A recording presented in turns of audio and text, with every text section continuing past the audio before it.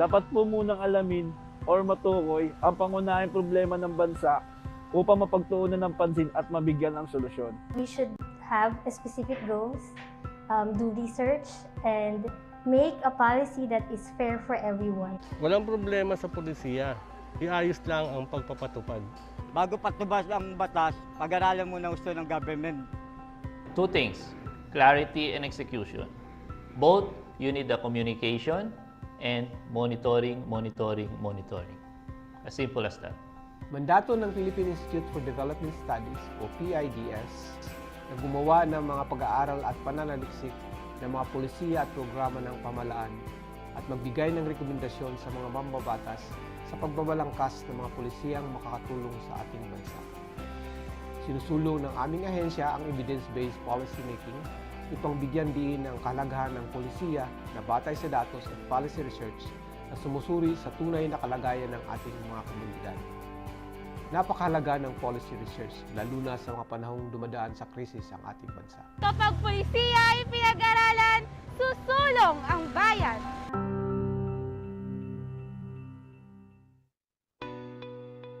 In need of references for your research? Do you want a digital library that you can access for free anytime and anywhere? You don't have to look far. SERPI is here for you. SERPI is an online database of socioeconomic materials produced by the Philippine Institute for Development Studies. Government agencies, research and academic institutions, and international organizations based in the Philippines. It is the country's first online repository of socioeconomic information, created for policymakers and development practitioners, researchers, educators, and students.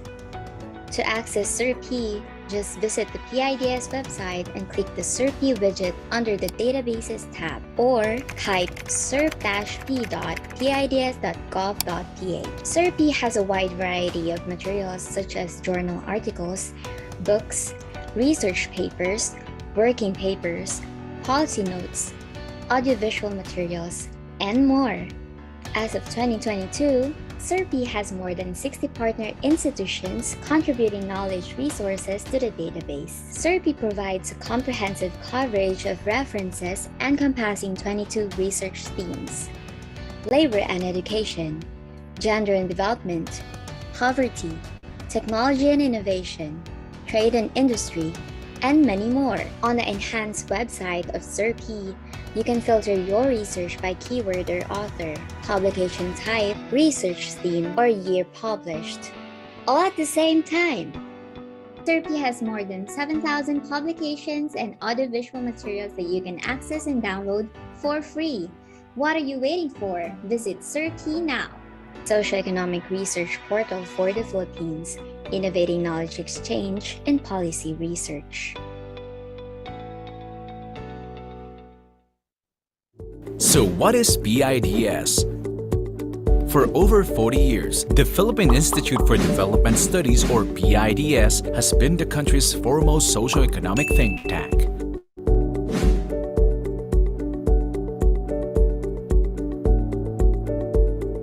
It conducts rigorous and objective policy research and analyses that help the government in crafting relevant policies, plans, and programs in support of the country's long-term vision and development goals. PIDS pursues its mandate through three basic programs: research, dissemination, and outreach. Through its research program, PIDS identifies and prioritizes studies, develops proposals, and conducts research on priority areas. The results of these studies are then disseminated through different platforms, publications, online resources,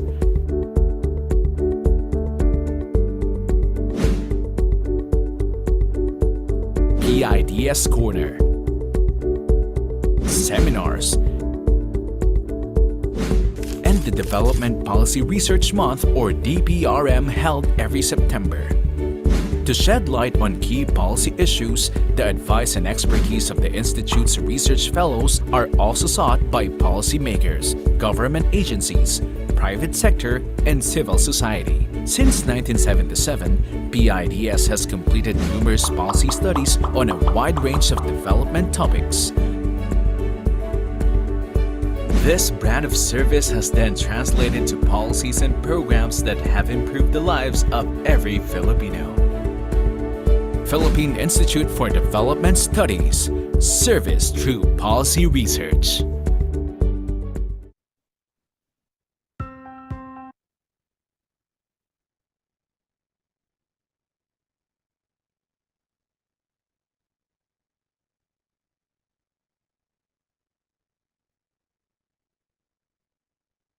Good morning, everyone. Welcome to the Socioeconomic Research Portal for the Philippines Knowledge Sharing Forum on Unpacking the Rise of Online Filipino Platform, Work, and the Gig Economy.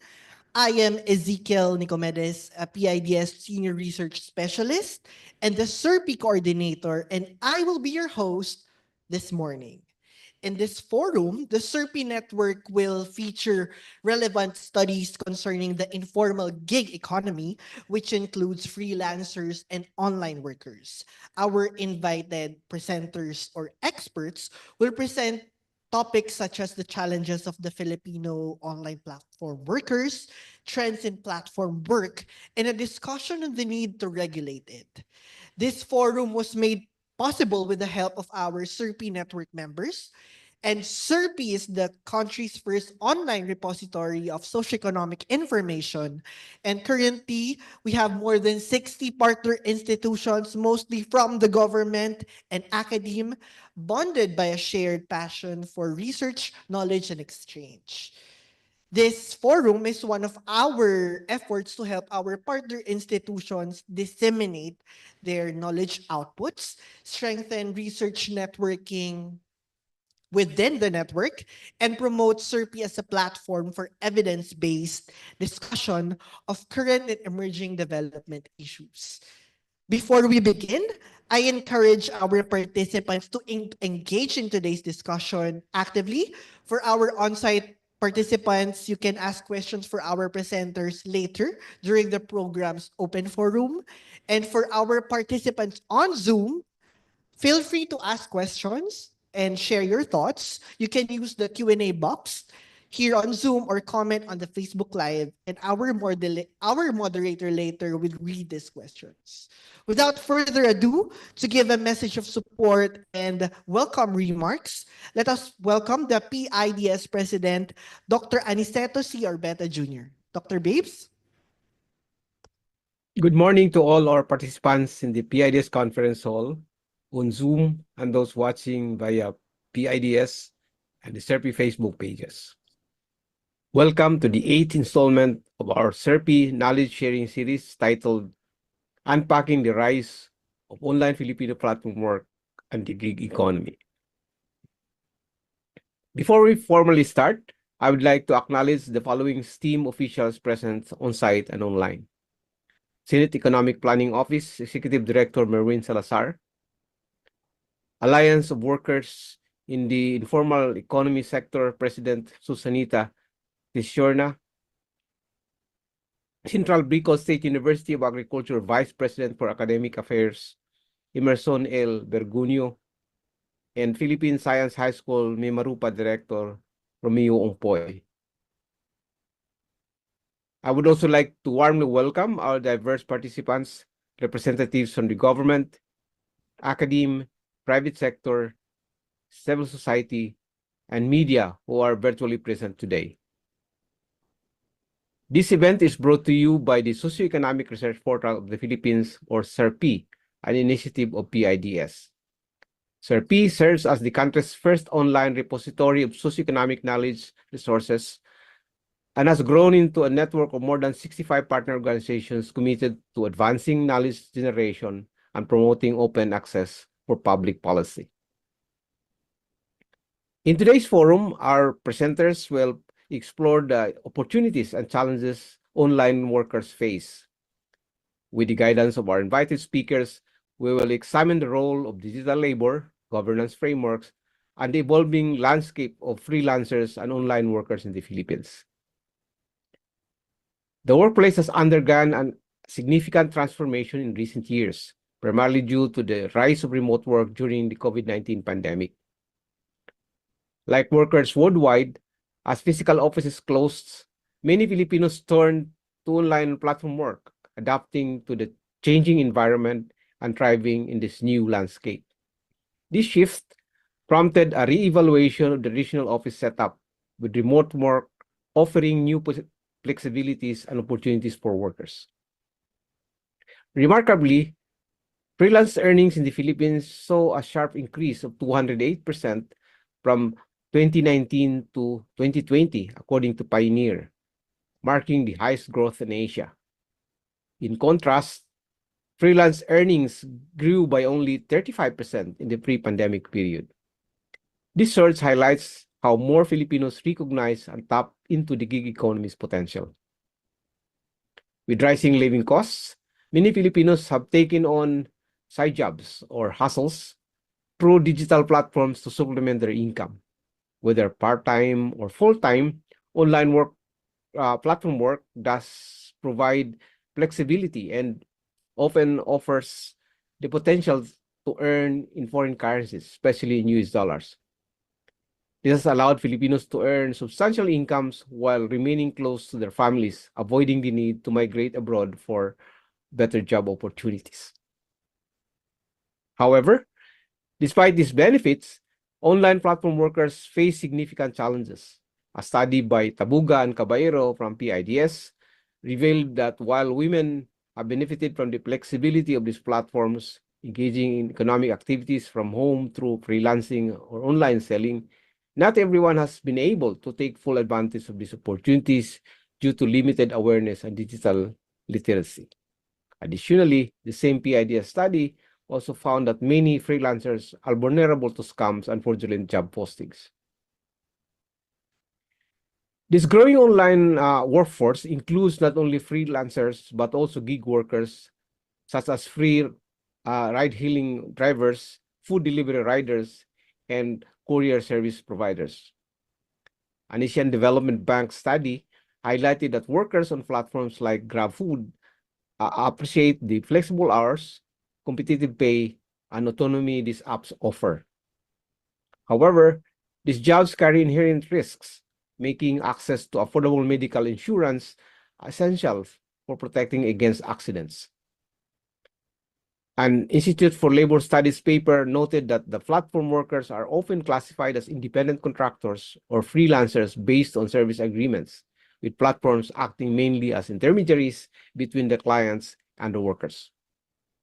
Without adequate protections, online work lacks the security and benefits typically associated with traditional employment.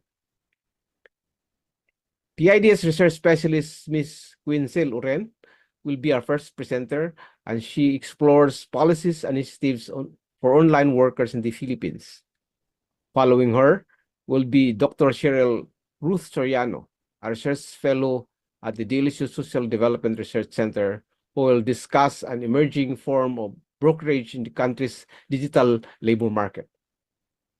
Ms. Miraluno Takadao, Chief Labor Employment Officer at the Worker Welfare Research Division of the Institute for Labor Studies, will further enlighten us on evolving a governance framework for workers in the gig economy. Despite this growing number of Filipinos thriving in the global online platform work market, there are currently no laws governing specific work conditions for online workers in the country.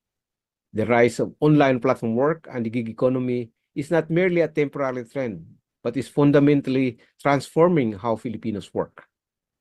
While this offers incredible opportunities, it also presents serious challenges that can no longer be ignored.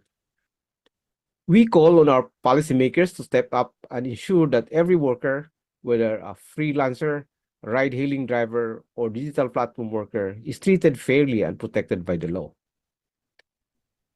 As the future of work rapidly evolves, our commitment to securing fair and decent work for all must remain steadfast. Thank you, and have a good sharing session, everyone. Thank you very much, Dr. Arbeta. Before we dive into the presentations, we would love to hear your thoughts on how well we understand the gig economy in the Filipino online platform workers. These answers will help us gauge our thoughts on the critical issues and set the stage for today's discussion. May I direct your attentions on screen? So this is our seminal poll questions for our online participants. Please, we encourage you to scan the QR code and the URL provided on the comment section on Facebook and on Zoom. The question is, how would you rate your understanding of the structure, opportunities, and challenges of the Filipino online platform work and the gig economy? So give us your rating on Likert scale, 1 being not familiar, to 5 being very familiar. Again, we encourage you to scan the QR code and click the URL on the comment section of Facebook and on Zoom.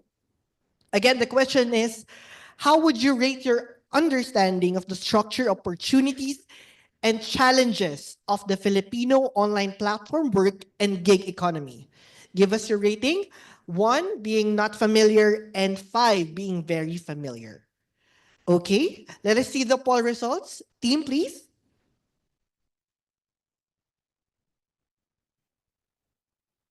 Results show that majority are moderately familiar and some are extremely familiar, and 3 answers we got are not at all familiar.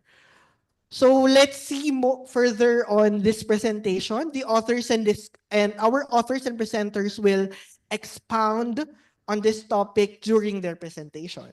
So let us now proceed with our first presenter.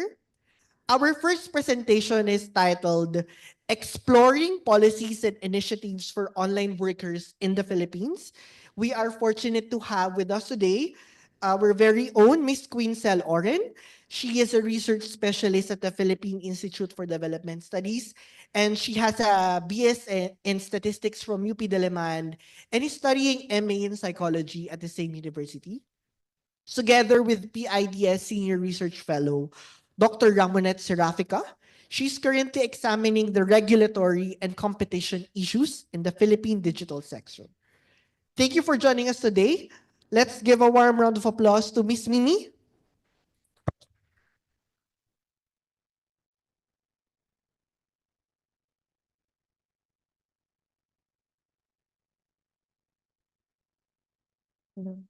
Thank you for the opportunity to present the paper, Exploring Policies and Initiatives in Online Work in the Philippines. This is authored by Dr. Ramonette Serafica and I, Miss Quinn Oren. This work was carried out with the aid of a grant from the International Development Research Center, Ottawa, Canada, and is part of the IDRC project on driving inclusion through empowerment and decent work, the case of Filipino women in online work. Next slide, please.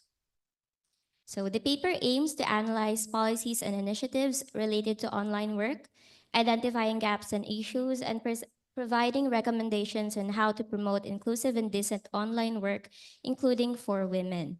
The domains of decent work by Hicks were used to organize policies and initiatives in online work. They consist of 3 overlapping domains of decent work in the digital economy. These are employment context, employment, and work conditions. Next slide, please. So, why is there a growing interest in online work? New technologies have led to new forms of work. The COVID-19 pandemic has also normalized working from home. The Philippines is actively engaged in platform work. Filipinos are competent for online jobs and are price competitive. We also have a good command in English and are more familiar with Western culture than other competitors like India. Furthermore, the country is known for providing excellent services and hospitality and has a socially connected and tech-savvy young population. In 2023, Pioneer listed the Philippines as the 6th among the largest freelancer markets and emphasized its consistent growth as an emerging market. These new work arrangements have the potential to increase women's economic participation. However, as more countries have engaged in online work, since the pandemic, competition in the market has intensified.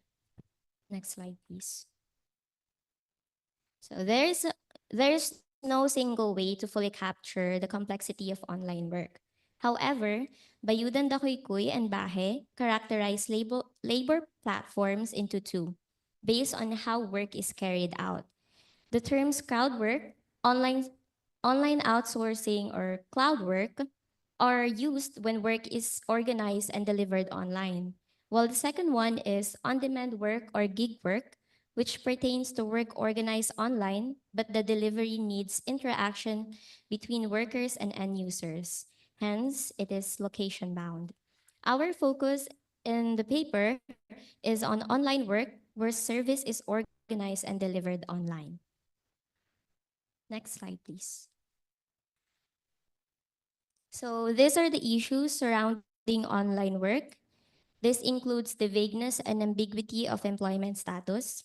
According to Takadaw, online workers have different views about their employment status based on various factors, such as their level of dependence on clients, working hours, benefits received, or the nature of work or service provided. A new employment category, dependent contractor, has been suggested to give online workers more rights. The Filipino Online Professional Service Cooperative, an umbrella organization of freelancers, suggested three categories of online workers. These are first, online employees for those who are employed by foreign companies. Second, online service providers or online consultants, a term for those who manage different clients. And the third category is online business owners for those who have agency and subcontract other professionals to do a portion of their work. In addition to the ambiguity, online work is similar to informal work because of the unstable and irregular source of income and the lack of social protection. Furthermore, online workers are also susceptible to risk and exploitation, such as oversupply of online workers, employment insecurity, discrimination, social isolation, overwork, psychological harm, free labor, and the race to the bottom wage rates. Next slide, please. So related to these issues, the SDG or the Sustainable Development Goals, number 8, aims to promote inclusive and sustainable economic growth and employment and decent work for all. Decent work is defined as opportunities for work that is productive and delivers a fair income, security in the workplace, and social protection for families. Additionally, it means freedom for people to express their concerns, organize, and participate in the decisions that may affect their lives, and equality of treatment for all women and men.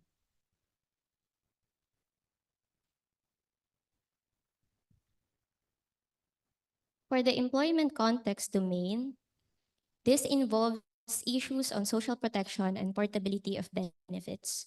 Tabugan Cabero defined lack of insurance as not having access to both social protection, that is GSIS or SSS, and PhilHealth. In 2017, half of the women, or 6.7 million, that lack social insurance are not in the labor force, compared to only 1.2 million men. Furthermore, there are more female workers in the informal sector than men. The large portion of women that do not have adequate social insurance may be attributed to their membership in the informal sector that discourage them to contribute to their social protection programs. Barriers are more pronounced for women in rural areas because of the inaccessibility and lack of knowledge in social insurance programs. Next, yeah, okay. So this table shows the number of SSS and GSIS members in 2018, contrasting with the eligible population. We can see that the SSS only covers 46% of the eligible population in 2018, specifically covering 54% of private wage and salary workers and 29% of own account workers.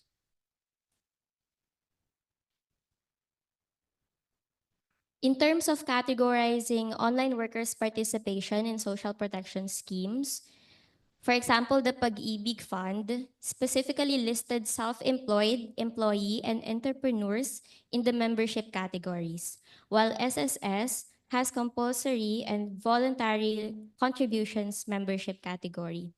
For Pag-ibig and SSS, freelancers, independent contractors, part-time workers, and platform worker in the app are not explicitly listed. However, they may fall under other flexible categories such as self-employed individuals or voluntary members. For PhilHealth, direct contributors consist of employees and self-earning or self-employed individuals, while freelancers, independent contractors, entrepreneurs, and part-time workers or worker in the app are not explicitly mentioned in the categories, but they can also fall under the direct contributions if they have the financial capacity to pay. Next slide, please. Given the nature of online work, there may be instances that platform workers may not be able to avail social benefits. For instance, availing SSS benefits follows contribution-based eligibility rules. An online worker who has not paid 3 months contribution within the last 12-month period immediately preceding the semester of sickness will not be able to avail a sickness benefit. For pag-ibig, applicants of multipurpose and calamity loans must have at least 24 months contribution and have paid at least 1 month contribution for the past 6 months. In terms of Next slide, please. In terms of taxation, online workers have different perceptions of their employment status. Hence, depending on the nature of their work, they may be categorized by the BIR as individual and non-individual taxpayers. Individual taxpayers can be categorized as compensation earners, self-employed, or mixed income earners.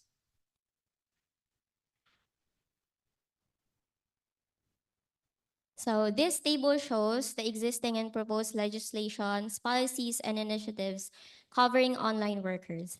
This include the Department of Information and Communications Technology, programs such as Tech for Ed DTC, Digital Jobs PH, and the Free Wi-Fi for All program. The Decent Work Country program and other public-private collaboration and private initiatives. Related laws such as the Philippine Digital Workforce Competitiveness Act to strengthen public-private partnership in trainings and skills development, and internet transactions to regulate online consumers and online merchants have recently been passed. Proposed legislation under the 19th Congress are still pending. This includes the Konektadong Pinoy Act, which could address the limited online work opportunities due to the lack of internet connectivity in areas outside urban centers. The Freelancer Protection Act and Magna Carta for workers in informal economy could also give more rights to online workers.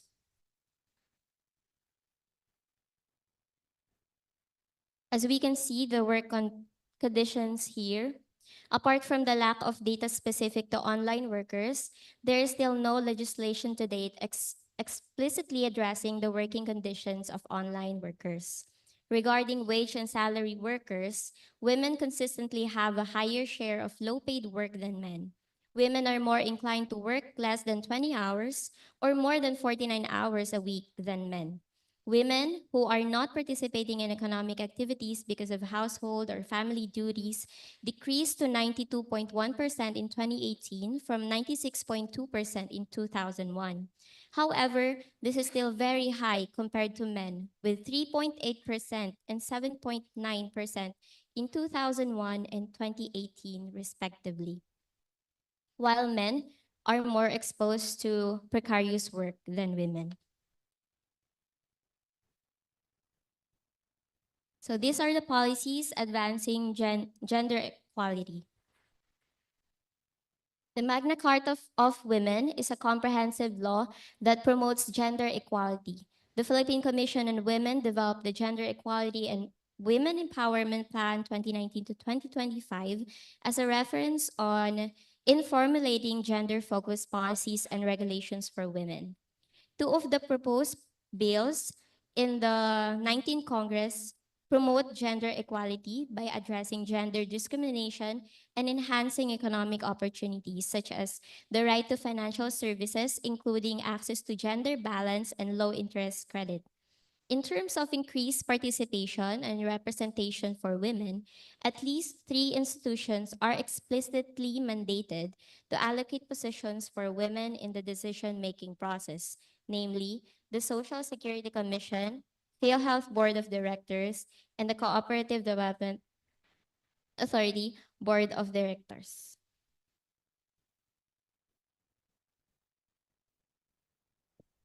As a summary, sorry. As a summary, with the COVID-19 pandemic, the market for online workers has expanded, which presents growing opportunities for Filipinos. However, competition is on the rise, particularly from countries with better internet infrastructure than the Philippines. Online workers are heterogeneous and they may have different income streams. Their employment status is also fluid. Although they are generally viewed as independent contractors, they also consider themselves freelancers, self-employed, employees, entrepreneurs, part-time workers, or platform workers. An individual may fall under more than one category at any given time or shift from one category to another during a given period. The challenge for the government is to how to ensure that the online work adheres to decent work principles or ideals. Ensuring the decent work for platform and online workers remains an issue due to the vagueness and ambiguity of their employment status and their precarious source of income. The different types of workers and forms of online work imply that one size fits all policy may not be able to capture and address the various issues that online workers face.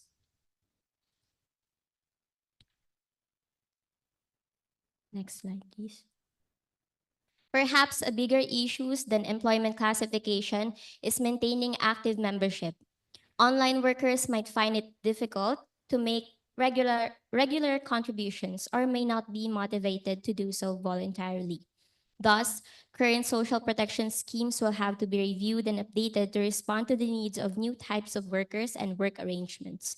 To encourage participation in social protection programs, services may have services have been streamlined online to make them more accessible. For instance, the SSS already offers online registration and payment system. The government may consider providing universal social protection to ensure that essential insurance protection is available for all. The classification of workers is also an issue when it comes to taxation. Anecdotal evidence reveals confusion about their proper category. For example, there is also a problem with platform workers getting residence certificate since LGU officers require them to have storefront, which are not applicable to them. Whether to design social protection schemes suitable for online workers or mechanism to increase tax compliance, field experiments could be conducted to determine the appropriate interventions to encourage them to participate and reduce informality in online work. Regarding employment issues, government agencies led by DICT continue to implement programs for these online workers. Data on the digital economy should also be regularly collected and so that it could be used for improving these programs. Facilitating internet connection along with training on how to use it productively are also very important, especially in areas outside urban cities, so they can be a part of this economic growth. As you can see, these are the bills that promote or extend basic rights to online workers. These are the Freelancer Protection Bill and the Magna Carta for workers in the informal economy, although these are all pending in the 19th Congress. The wholesale amendment of labor code would be ambitious and it will require tripartite effort and would be industry-based or specific. However, DOLE could implement rules, regulations, department orders, or advisories. It will also be difficult to enforce Philippine laws on platforms not based in the Philippines. To avoid the race to the bottom competition, it has been suggested that Filipino workers should be encouraged to upskill rather than compete on the basis of price.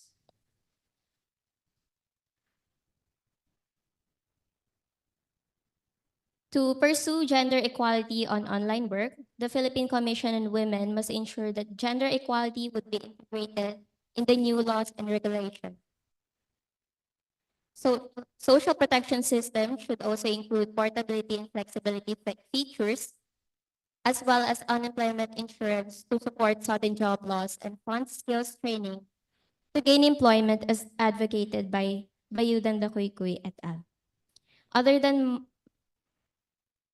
national agencies should also be strengthened in terms of its communication with the LGUs to disseminate available ICT training for women.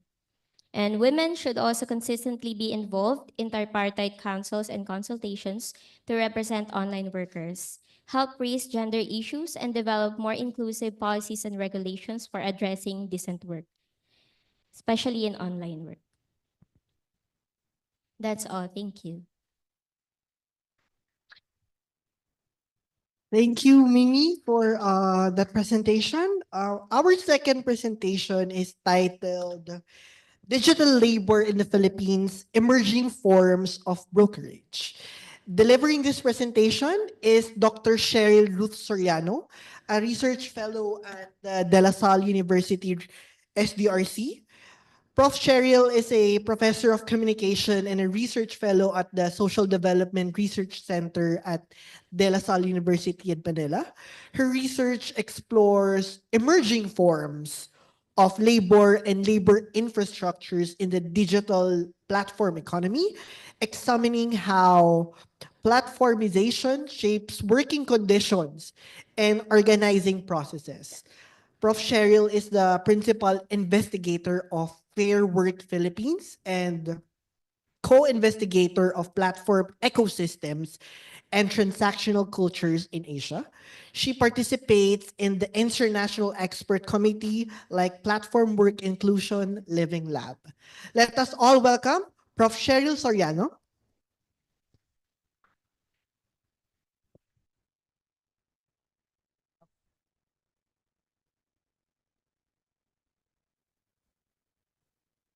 Morning, everyone. It's a pleasure to be able to join you.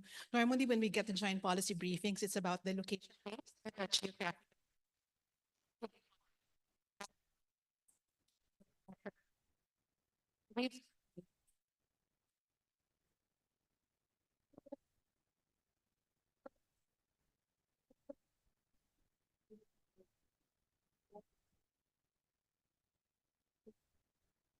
has been to understand the local, historical, socioeconomic, and cultural dynamics and infrastructures that allow platform labor to land, specifically in different contexts.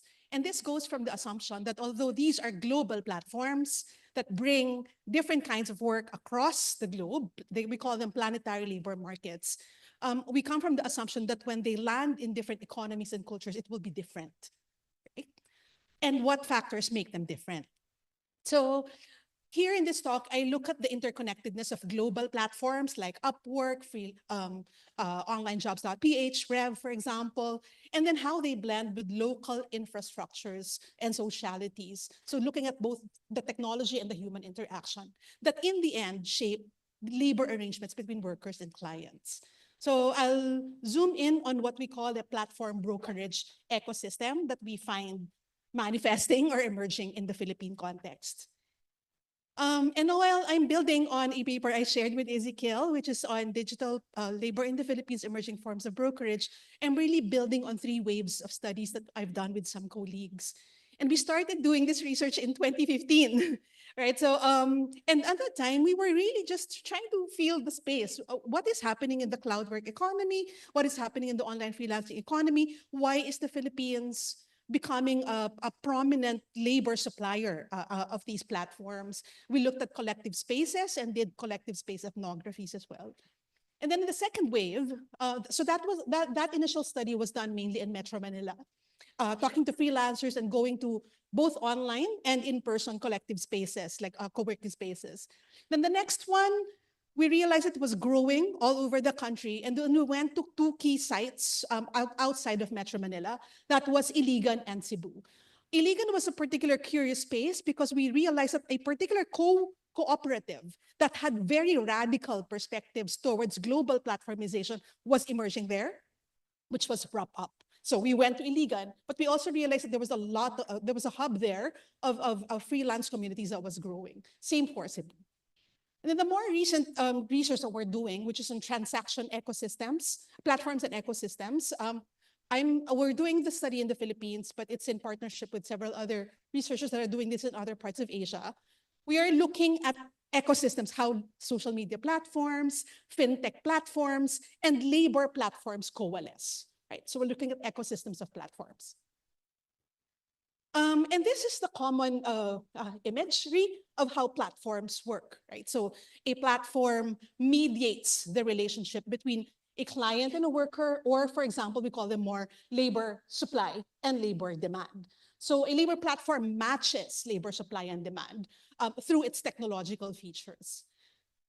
And across many studies, we're mapping cloud work typologies by different scholars. Across all typologies, normally, of course, the point of reference is really the global platform. So whether we are looking at how platforms vary in terms of skill levels that they offer, or the skill levels required within the different kinds of work, or the scale of task. For example, they will typologize online freelancing spaces or platforms as either cloud work or micro tasks. So cloud work is a more general. You can take a lot different kinds of jobs, maybe kinds of tasks that are more long-term, right? Versus micro work or click work, for example. And then there's typologies in terms of different types of services, matching models, who initiates transactions, how tasks are cascaded, whether it's individual or the cloud, payment models or languages of platforms. The point of reference is normally the global platform. And that was also what we were doing initially, even in 2015, right? So this photo on the left is a photo of an online freelancing fair of remote workers way back in 2015.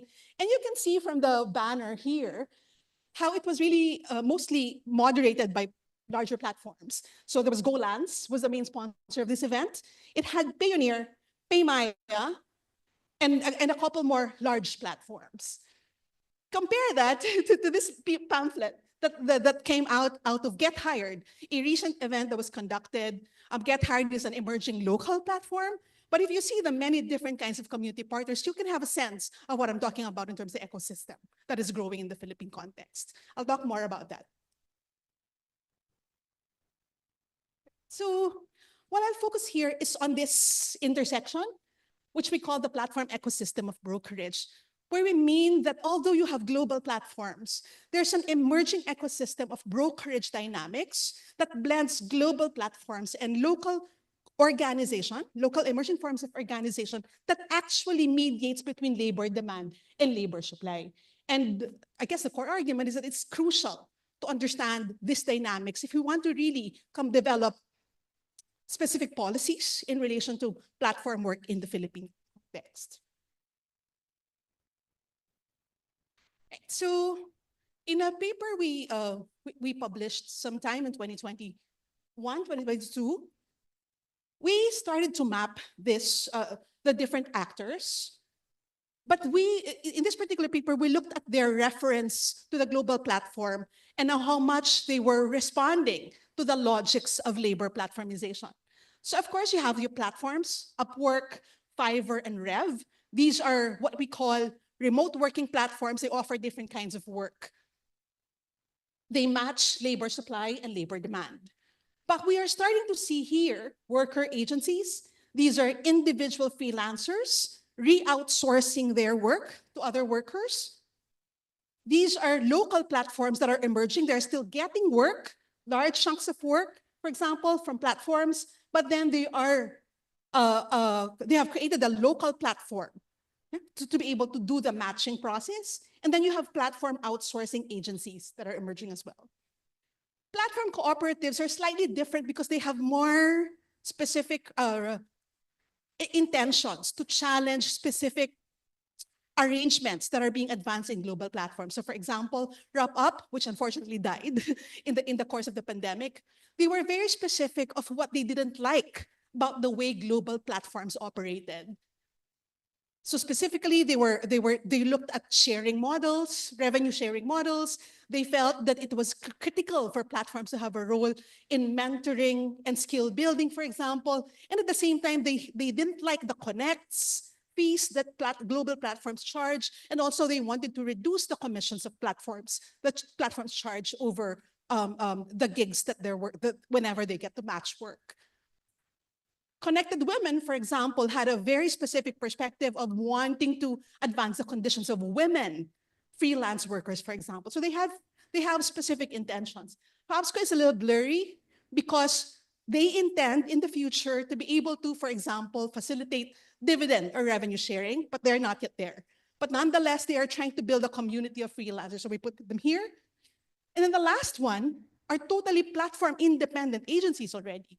They were freelancers when they started, they worked here, they got more stable clients, but they started way, way back. And some of the owners of these agencies were pioneers of the industry, and they felt they already had stable clients, and they set up their own agencies. When I say agencies, they're no longer platformized. They give their workers all the benefits, like a regular company. So we're seeing this unfolding, and we felt, for the course of my discussion, I'll focus a little bit more on here. At the same time, in our recent mapping, we realized an entire ecosystem of support. So the online freelancing economy thrives in Metro Manila, but also outside of Metro Manila through the organizational and material support provided towards it by different sets of actors that the agencies are also mobilizing, right, to be able to continually spur its growth. So we're seeing training, coaching, and communities. These are just examples, that there are many, many more within the ecosystem.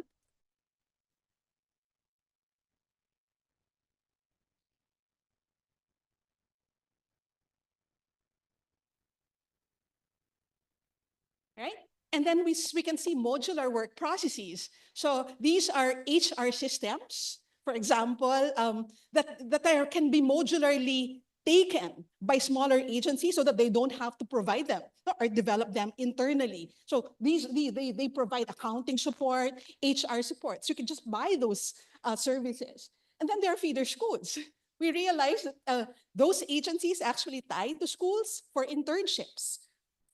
And then for material support, of course, there are co-working spaces, and we already know this. But we also realize a lot of equipment rentals, right? People don't necessarily get the chance to buy their equipment, but there are rental companies that are spurring. But there's also financing and lending. We know that from the global client, there's the payment or the compensation is passed to the local worker. But then within the context of agencies, money goes around. Sometimes an agency or a worker located in Metro Manila, for example, may be re-outsourcing work to other workers, family members, neighbors, communities located in the provinces, for example. And a lot of transfers, financial transfers, take place within that context. So what we're seeing is that when we look at the sources of variations, it's critical to look at the sources of variations at the level of these ecosystems of brokerage, because there are emerging sources of variations that are coming up as well. So for example, questions of formality, geographic tethering, and also dependency on global platforms and logics. I'll talk more about this in a couple of slides.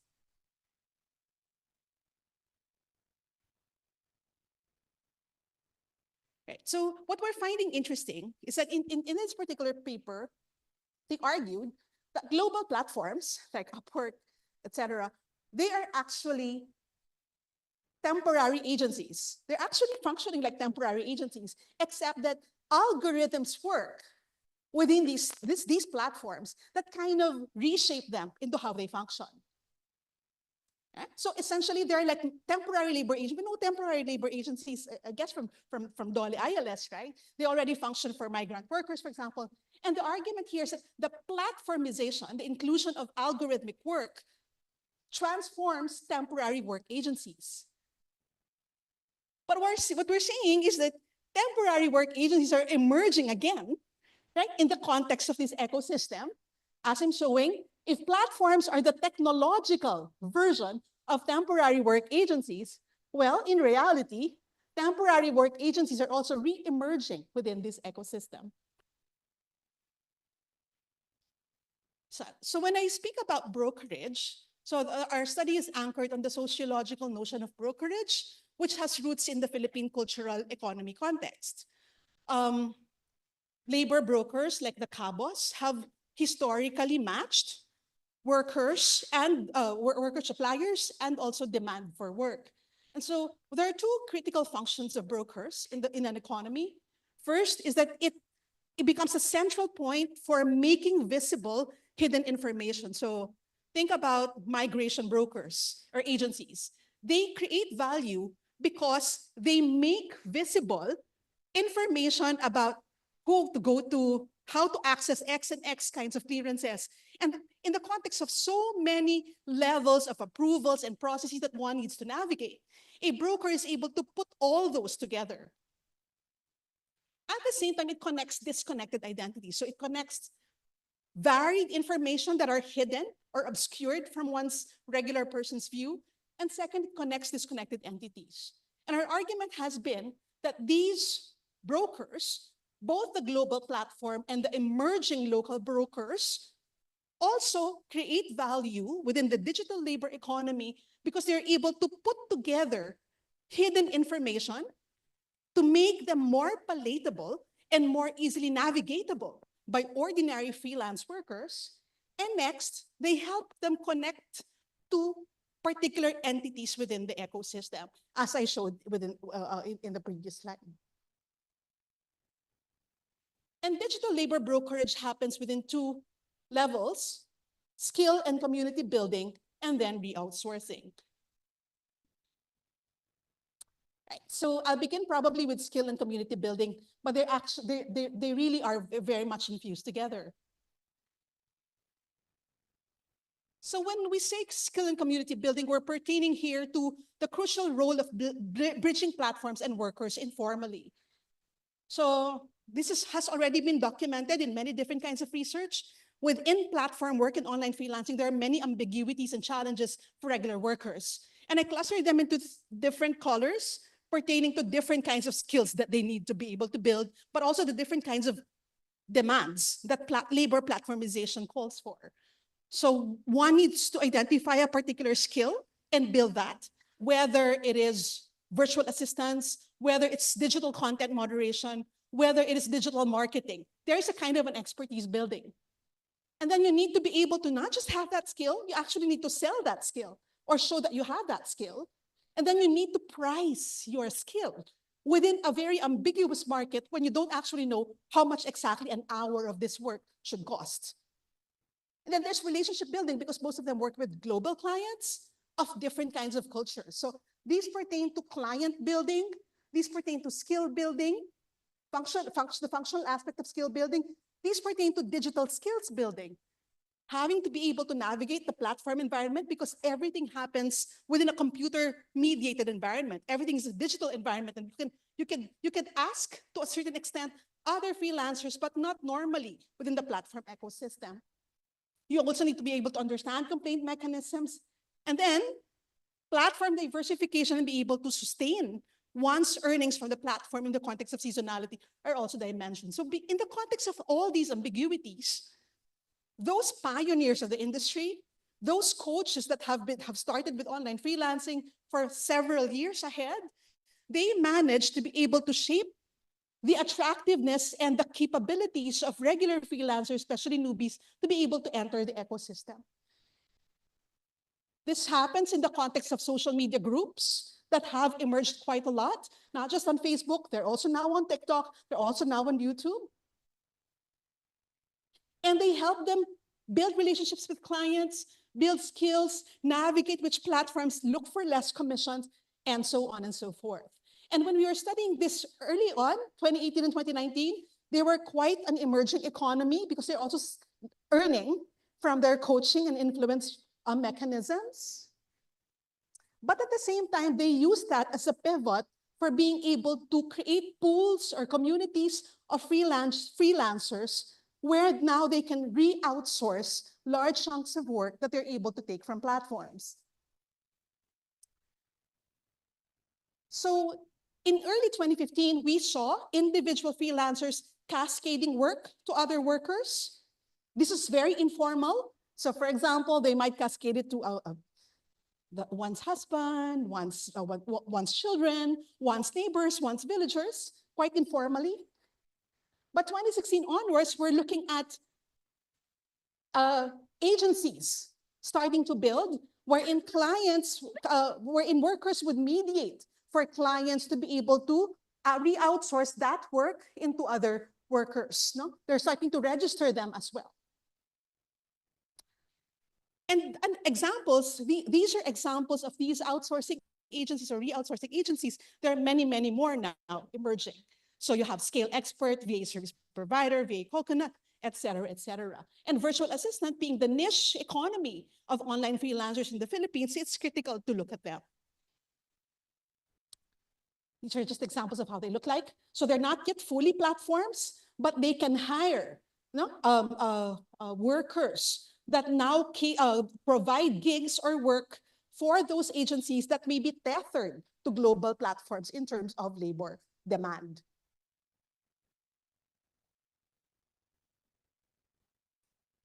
Okay, so I guess and this is preliminary because we're continually doing this study. So in the face of emerging labor agencies, we think it's crucial to look at the opaque process of labor reintermediation here. So essentially, these agencies organize labor and worker client arrangements as well, just like platforms. So they facilitate client-worker transparency.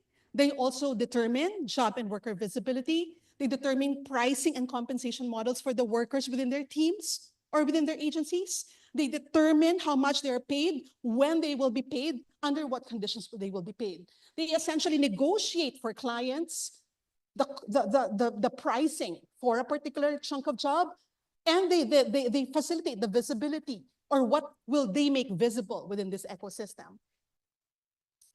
So preliminarily, we're looking at variations of agencies along the lines of, do they provide training to make sure that the people within their agency can get good compensation for their gigs? Are they formal or informal? Are they government supported? Are they registered? Does the agency have any payment platforms or account under its name? Is the agency run by just one or two people or a large team? Do they coordinate physically or remotely? There are different variations in then payment terms. Do they pay contractors per hour or per output per project? Does the agency obfuscate the actual amount the client pays to them for contractors? Do they split payments? Do they pay the contractors at least half of the client payment? Agency niche? Does the agency focus on a specific niche of worker or subsector? All these we don't know, but they're operating and continually growing an ecosystem of agencies. And I guess just to nuance the idea, because a lot of the research would say, oh, it's a precarious labor environment. Perhaps we also do geographically tethered platform work, and in that context, it is true. But in the context of cloud work and micro work, it really depends on where the worker is within the ecosystem. So some workers are able to navigate the ecosystem and turn into agencies. They get to control the conditions of work for other workers, and they're able to navigate and negotiate with clients for larger chunks of work and better pay. But the question is whether they are actually able to cascade better working conditions for the workers within their teams. So these conditions of platform labor that I mentioned earlier, the challenges and the ambiguities, certain agencies that become successful or workers that become successful are able to develop management expertise, maintain large client portfolios through reputation management. They build longer-term relationships with clients and diversify skills and platforms. And this allows them to establish agencies as well, no? And become influencers or coaches within the ecosystem.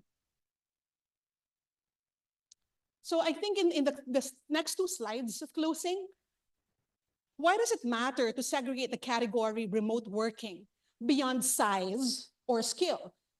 Normally, the segregation is cloud work or micro work, right? Cloud is a size. Cloud work is normally determined in the context of size of work or the skills necessary to be able to conduct the work.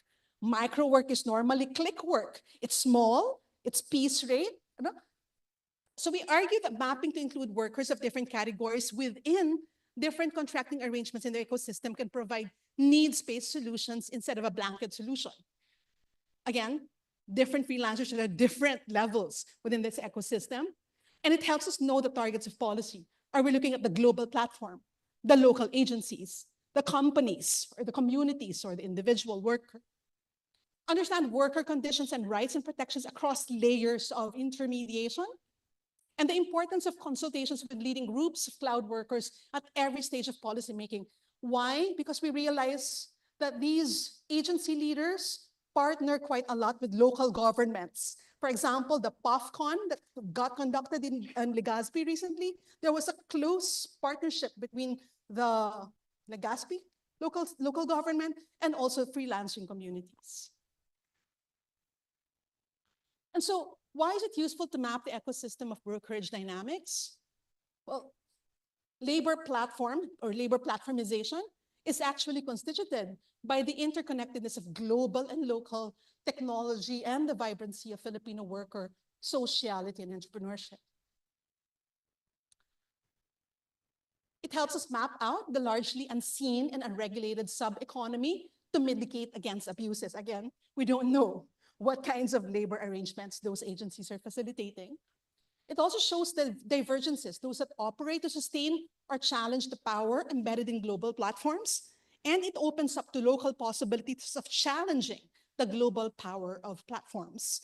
And last, it can help us support and strengthen the ecosystems of support amongst these freelancing communities. So I copied here some of the works that I've built on for this talk. Thank you very much.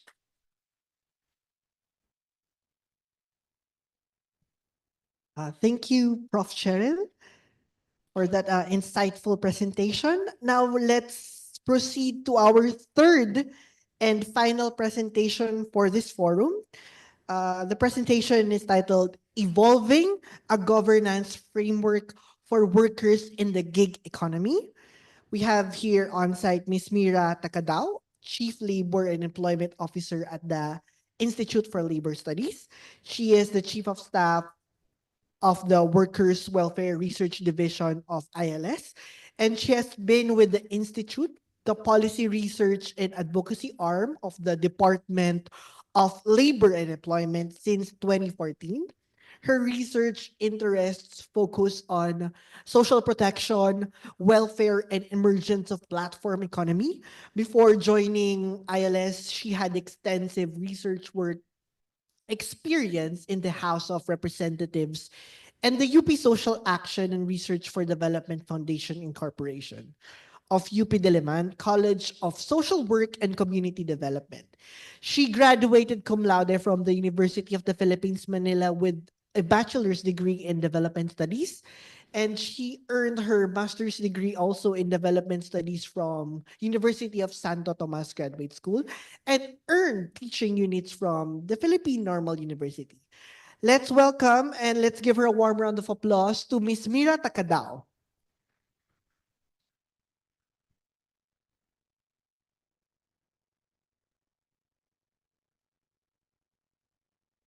Good morning. Magandang umaga sa kanilang lahat. So in behalf of the Institute for Labor Studies, it is a privilege to present our study on gig economy. And just to give you a brief background, the Institute started studying gig economy in 2019, in which we initially studied platform on how it redefines work and reshape business models. And it was followed in 2020 at the height of the pandemic.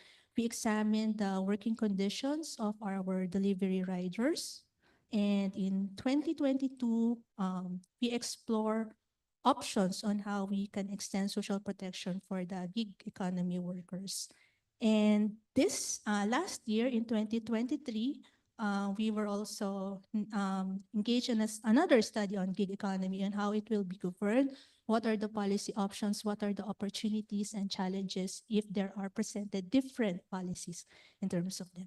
And the study is a collaboration of two technical divisions in the Institute, the Workers' Welfare Research Division and the Labor and Social Relations Research Division.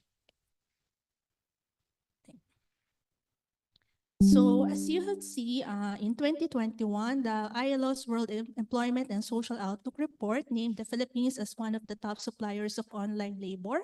And if you could remember, there is a post from the World Economic Forum that the country ranked 7th as a fastest growing remote hubs in the world. And as mentioned before in the opening, we were also recognized as one of the world's fastest growing market for the gig industry, where we ranked 6th, and in 2020 we ranked 1st. And if you think that the gig work phenomenon is present only in developed countries, here in the Philippines, according to World Bank, it is also a popular source of employment in developing countries, as stated in a World Bank report in 2023.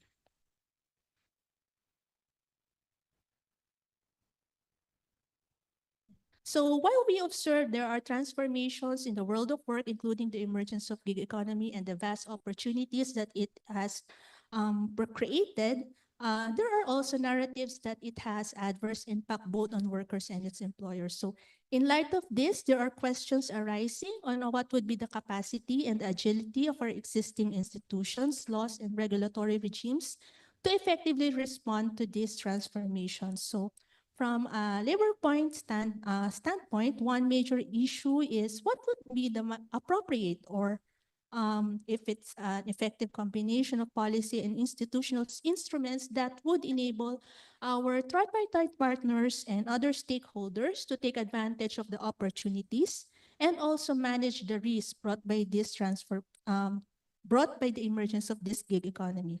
So how should the labor market be governed? This study is qualitative in nature, in which we conducted different key informant interviews and focus group discussions to different groups.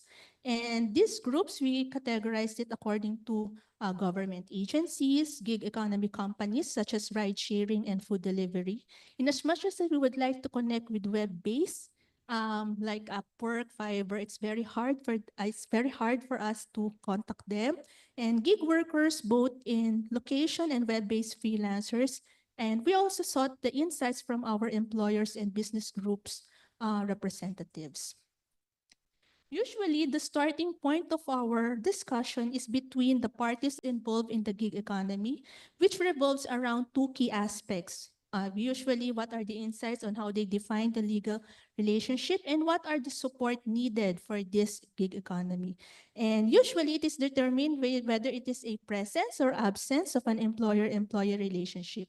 And we pre-identified the policy options. So it could be retaining the status quo or the factual determination.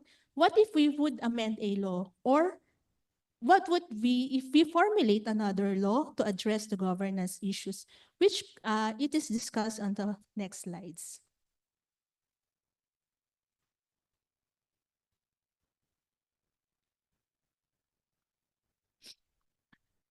All discussions groups, we started our discussion on our KI interviews with the different groups. What is their understanding of the gig worker? So all discussion groups have a common understanding that a gig worker provides on demand, they provide part-time, they provide temporary services in a flexible manner. And just like in the previous presentation and so many literatures, generally, parties involved are the gig worker, the digital labor platform, or the client or the customer. And these three, for them, they see digital labor platforms as an intermediary, which provides a market for exchange of goods and services between the workers and its customers. And on a business model perspective, the platforms just facilitates the interaction of a short-term transaction, which also reducing cost and efficiency. And Another striking insight is that it connects the demand to supply.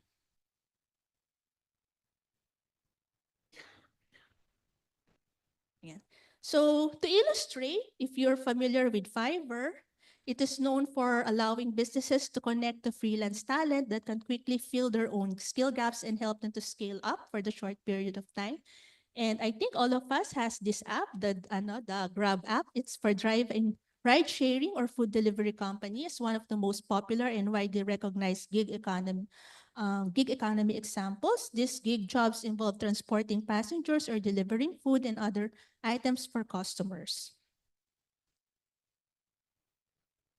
Furthermore, all discussion groups have reiterated that we asked them, what is the employment relationship regarding this type of work arrangement? All discussion groups unanimously reiterated that gig workers are independent contractors. Independent contractors are individuals who are engaged in providing specific services in exchange for a fee, but are not considered to be employees and are not entitled to benefits and protection as a traditional employee. And they often refer to them as freelancers. And if the work is characterized by gig workers, often work in autonomy. They often have the flexibility to choose their own hours, work arrangements, or hired on a specific projects or tasks.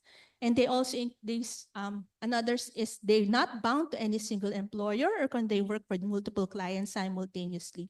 So this independence offers them autonomy to choose projects that align with their interests and expertise.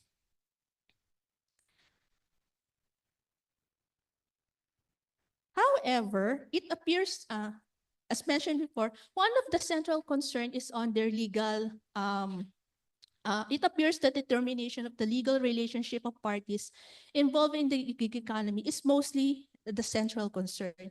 However, as we have discussions with the different groups, there are other employment-related concerns raised.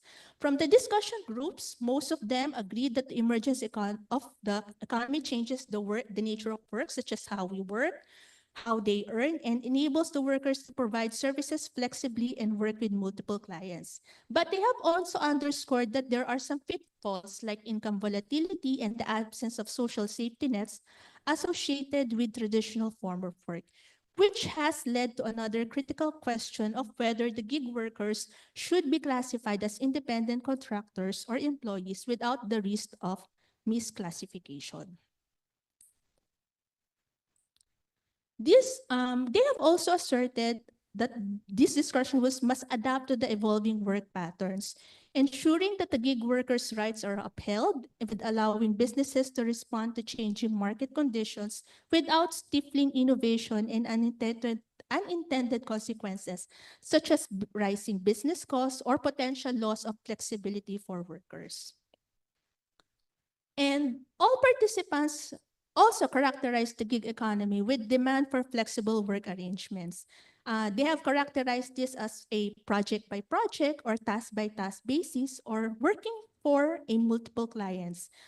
This has changed the way, they think that this has changed the way that many companies think about hiring and staffing. So there's rise of niche specific platforms in niche specific.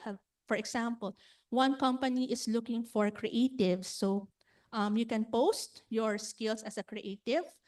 The company could look on your portfolio. And one interesting insight raised during the KAI is that it is like an online marketplace connecting demand and supply. The on-demand nature puts the business model to deliver products and services immediately to the user's orders and enable real-time job matching and job and skill matching. And they have underscored that it also expand their talent pools, both local and international, which can lead to diversity of thought and even round-the-clock services. But as we reap these opportunities, they have also recognized that there are challenges, particularly on our institutional arrangements. We have laws that were primarily designed to protect the interests of traditional employees and do not comprehensively address the unique needs and vulnerabilities of our gig workers. So, for example, the enforcement and dispute resolution, it's all, for now, it's applicable to by an employer-employee relationship. As we have mentioned in the previous presentation on Social Security, gig workers are often self-employed, so they cover most of their Social Security. And equally important, key informants also raised that there are lack of government data on gig economy. Information such as demographics, earnings, general industry trends are mostly called from commission surveys and company-initiated. So, as I have mentioned, the jump-off point, of our mostly of our discussions is on determination of legal relationship of parties working in the gig economy. So we sought the insights of our stakeholders for each policy option, including its opportunities and challenges. First option, what if we retain the status quo? Currently, the practice of determining employment relationship is based on the questions of facts using our test. And one key discussion for workers by default, this is for them, employment relationship should be presumed as workers. One discussion point in this policy option arise is that the idea is that there's no meaningful distinction between an employee and a worker because it often revolves around the notion that both terms essentially refers to individuals who perform tasks or provide services in exchange of compensation. So for the workers group, there's no meaningful distinction between an employee and a worker. Second option, what if we have a gig worker? We recognize them as employees. Most of discussion groups sees this law or this measure, which provides a presumption of employment, is restrictive rather than proactive. For them, it is very hard to implement since work is bound by short-term contracts and gig workers are flexible and work for multiple clients. But as we said, this is very favorable for the workers group. By default, employment relationships should be presumed as workers. But one interesting key discussion is that this proposal would entitle gig workers to legal protections such as minimum wage. However, for the business model, they see this as a threatening the business model. Third is, what if we have recognizing gig workers may be both employees and independent contractors at the same time? Most of the discussion group sees this, it will just create confusion because it will dilute the essence of a freelancer, particularly in terms of freedom to do work flexibly, while how we will complete tasks at their own expense or working for multiple clients. One key discussion point that we have it underscored is there is a necessity to differentiate an employee and independent contractor since the current laws treat them differently. Obviously, if clarity exists, all parties understood and worked through their rights and responsibilities. What if fourth is, during the discussion, we have introduced and mentioned that there are bills pending in the House and Senate pushing for the protection of freelancers and delivery riders. And all interviewees, all of our informants have agreed that the intent of this bill is of these bills is to provide protection. And they agreed that the labor standards must be granted to everyone regardless of the type of job they engage as mandated by our Constitution to be given to all workers. So it opened also a discussion, and one of the highlights is how about we develop a model contract or a contract template to help clarify the rights and obligations of the parties and to facilitate also the enforcement in case of non-compliance and dispute. Another insight that underscored during the discussion is, what if we have a code of practice? A code of practice also emerged as a way of self-regulation or a voluntary compliance regime with voluntary standards that could be considered as an alternative tool to mandatory regulation. However, there is also a caution that this policy might create a notion of creating a particular class of workers. Fifth is related to a notion of creating a particular class of workers. We also asked their insight. What if we develop a specific category of worker for gig workers? All key informants, they said that this is very helpful, but the criteria and basis to be categorized under this specific category fit for a gig worker must be defined. It means we need data or accurate data. But what information do we need? How we define a gig worker, how many of them, what type of jobs they are doing, and how flexible is their schedule. So collection and analysis of this data is very essential to understand the trends, the challenges, and even the market dynamics for informed policy making. And in terms of another policy option is, how about existing amending, undertaking administrative reforms, especially on dispute resolutions. But one insight that called from this particular session is that the labor code as its enabling law must be reviewed. So there are relevant provisions in the labor code that may be modified or reviewed in terms of mediation and conciliation, in terms of mandatory conciliation endorsement cases, and even the jurisdiction of voluntary arbitration over labor disputes. And even the SENA issuance of DOL, it was also recommended to be reviewed. And 7 is, how about extending social protection to gig workers? So in reference, one concept that arises in this discussion is the concept of portable benefits. Since gig workers, they see that since gig workers often have opportunity to work with multiple clients or move from one job, client or platform, workers' benefits should not be tied to any particular job or company. Meaning, they said the worker owns their own benefits. So in reference to the previous slide, which is undertaking administrative reforms and extending social protection, one key discussion point is there is a necessity to extend labor market regulations to everyone. Yeah. So in this slide, we have observed that regulating the gig economy is very complex and necessitates broader frameworks. And it should address the heterogeneity of the workers, since many are location-based, there are some are web-based, and tailored to their unique needs and regardless of their employment relationship, but also to find a nuanced approach between promoting innovation and safeguarding the rights of our workers. So in reference to the parties involved in the gig economy, we see that for the gig workers, obviously, there's a need to establish a criteria to avoid misclassification and providing them resources and education to help understand their rights and navigate the gig economy and advocate their interests and interests effectively. For the platforms, there's a need to ensure that ethical practice and as a business operation, they could still operate with ease of doing business, and that would not entail them additional cost.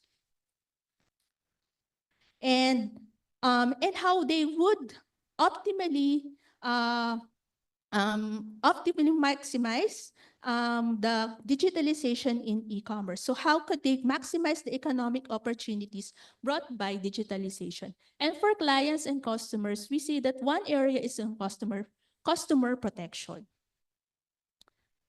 So in this study, sorry, it's simple, but we see that based on the insights of the various groups, there's a need for a holistic look on how gig work should be governed, but it also needs a support framework. Regulating the gig economy is complex and, as I've said, necessitates broader framework. And for policy recommendations for this study, we know that the legislation is at the maximum spectrum it would entail time. But we would like to underscore the low-hanging fruits which can offer positive opportunities for parties involved in the gig economy. First is there should, if we would like to expand enforcement and dispute resolution functions, first we need to assess existing labor dispute resolution mechanisms to effectively cater to these workers, especially in these non-standard forms of employment. So we could look on the Article 224 of mediation and conciliation. So these are the relevant provisions of the labor code which could be looked upon. Second is a tripartite or advisory council or technical working group composed of concerned government agencies and labor groups which can serve as consultative and advisory mechanism that will help defining the nature of work, applicable standards in terms of employment, and identify the necessary social protection needed for this type of work. Through this tripartite group, we have now the voluntary code of practice, which could be an initial step towards self-regulation in the absence of a regulation. 3 is, as we all mentioned, raise awareness about the benefits and challenges of the gig economy to guide our potential workers and students in making informed decisions. So raising awareness, how could we raise awareness? The department has the LEAS, or the Labor and Employment Education System, services rather. We could incorporate new forms of work like the gig economy as one of its topics on modules, and the Labor Education Act. It can also help our students to understand the good, the challenges, and the future of the gig economy to make them informed decisions about if and when they would want to participate in this kind of work. And good policy, such as having a clear definition of platform work, requires good evidence. So to capture the size and contribution of the gig economy, it necessitates a reliable source of data and indicators are needed. So the gig economy thrives on innovation and adaptation. To stay relevant and competitive, gig workers must continuously update their skills. So constant skills development is crucial for gig workers to remain competitive in a rapidly evolving job market. And finally, map on a gender lens perspective, mapping the gig economy from a gender lens is also enable us to understand the different models that exist and the implication of the same for women workers, since this type of work promises flexibility and autonomy. So has the gig economy create new opportunities for gender equality? We can, at the same time, it can also reinforce gender stereotypes. So at the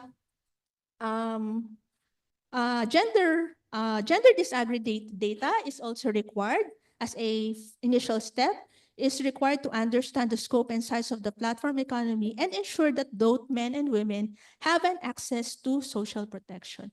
So I think that is my last slide. Thank you very much, and thank you for listening.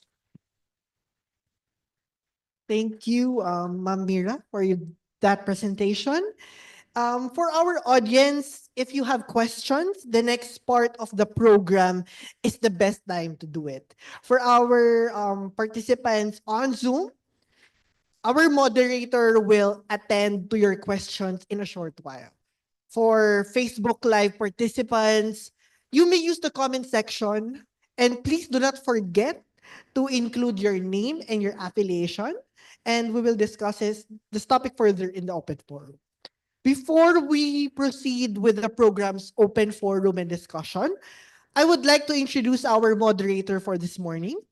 Aside from being a senior research fellow here at PIDS, he is the officer in charge of the Research Information Department and the project manager of SERP. May I invite on stage Dr. Sunny Domingo? Dr. Sunny, please. Thank you very much, Zeki. So as Zeki mentioned, I'll be moderating the open forum for this event. May I request our presenters to please occupy the seats in front, the hot seats.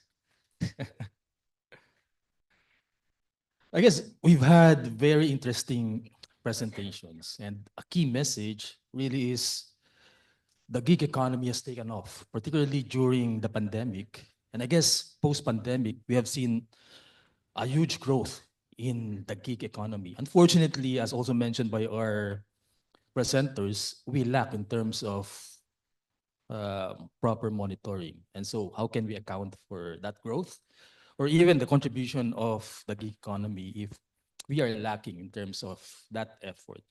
So I guess our participants, well, today can raise more questions, and our presenters, I guess, will be very much willing to address those. So as Zeki mentioned, those within the conference room, you can raise your hands, mention your name and affiliation. And those who are joining us via Zoom can use the chat box. And those joining via Facebook Live can also send us your comments.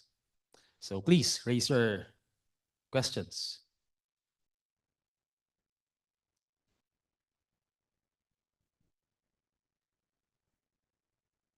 I'm recognizing Dr. Adora Navarro, one of our senior fellows. Adora, please. Good morning, and thank you for your presentations. And I'm also glad that we have our partner research institute, Therapy Park, Lasal, and IFS.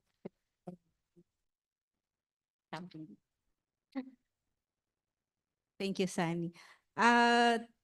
This question is applicable to all because we've heard several times the mention of regulation, and sometimes kasi that's the first response or first intervention that is being thought of when you see abuses or potential abuses, no, in labor relationships. But I'm glad that Miss Miraluna mentioned that it's actually the maximum response. There can be low-hanging fruits that there are low-hanging fruits that can be identified and can be the subject of interventions. And I'm glad to note that Ma'am Cheryl mentioned as an example or as an illustration, the the fact that there are workers receiving somewhere around 50% of the client payments. And that's why it's one of your topics of research, no, na you want to know whether they are being paid at least 50%. And at the back of my mind, I'm wondering whether that's the acceptable, fair arrangement. But you can answer that later on. But the question really is, have you looked at information availability, information access as low-hanging fruit that can be improved, that can be the subject of intervention? Because in cases like this, wherein there's no policy yet, there's no regulation yet to address abuses or potential abuses when it comes to, say, sharing of profits, sharing of distribution of client payments, no? The economist's hope is for information to be made available, to be accessible, so that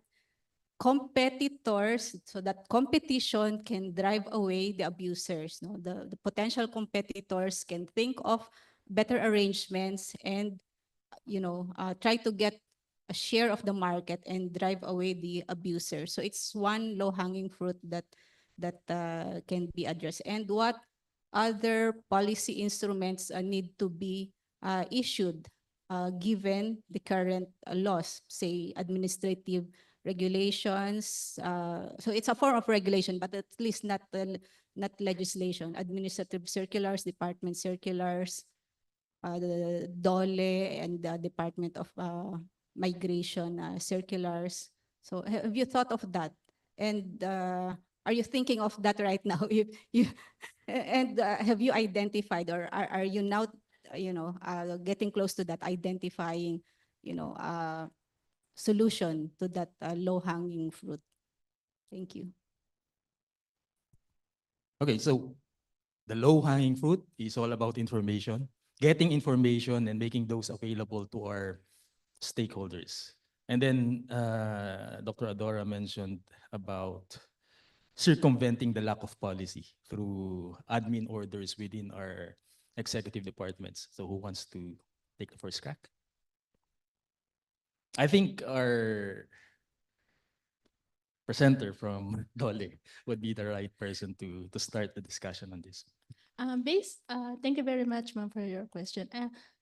During also our previous studies, we always reiterating that we can I'm not speaking in behalf of the department, but since we have this EIA CLIPS, or the Interagency Committee on Labor, Income, and Productivity Statistics, we could maximize our membership to that since we have this labor force survey. So I think the labor force survey is not really accurately capturing the gig workers.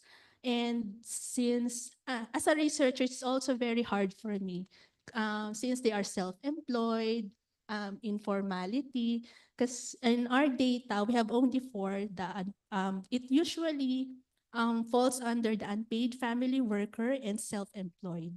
So the informal, I think the informal work. So I think one very recommendation is we need to improve our data gathering in terms of our labor force survey. And for us, the administrative data, I think there are agencies. I don't know if other government agencies captures registrations of this gig workers. And we also, as we have interviewed some of our platform companies, registration is a one requirement for them. So they have also data. Uh, who are the mostly registrants? Are all these male? What are their age ranges? So these are just simple data, but we could maximize this type of data if these platform companies could share this data. We could call relevant information, which could craft our policies. That's thank you. Thank you, Ms. Mira. I guess before our Cheryl responds, it's also related to her presentation earlier. Dr. Cheryl mentioned two pillars in terms of support to the gig economy. You mentioned institutional support. You mentioned as well material support. I guess another pillar should be policy support. So please give your manifestations. Thank you for the question. The question of regulation is really so difficult, especially as we're seeing on the ground how complicated it's looking like. So, for example, the question of employer and employee relationship is obscured in the context of further re-outsourcing. Now, who becomes the employer and who is the employee when your agencies are further re-outsourcing work? So are they now the employer? And then, what now is the responsibility of the global platform? So groups like Fair Work, for example, has come up with fair standards in the cloud work or even in the remote work economy. The argument is that global platforms, even if they are working with agencies that further re-outsource work to other workers, it is the responsibility of the global platform to make sure that they are cascading work and they are paying their workers in the context of fair pay, fair conditions, fair contracts, fair management, fair representation. It doesn't matter if they're doing the work directly or they are further outsourcing it.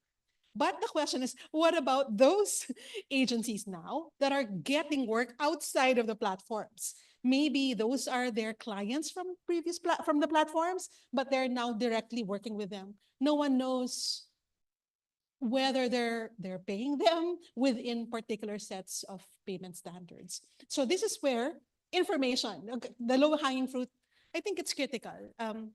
And when I speak about brokerage, one level of it is really the capacity of the emerging freelance influencers to be actually able to make sense of the information because of years and years of being in the economy. They know they know which kinds, how much do you pay, how much do you ask for example, ang hirap eh, kasi say you're doing digital marketing.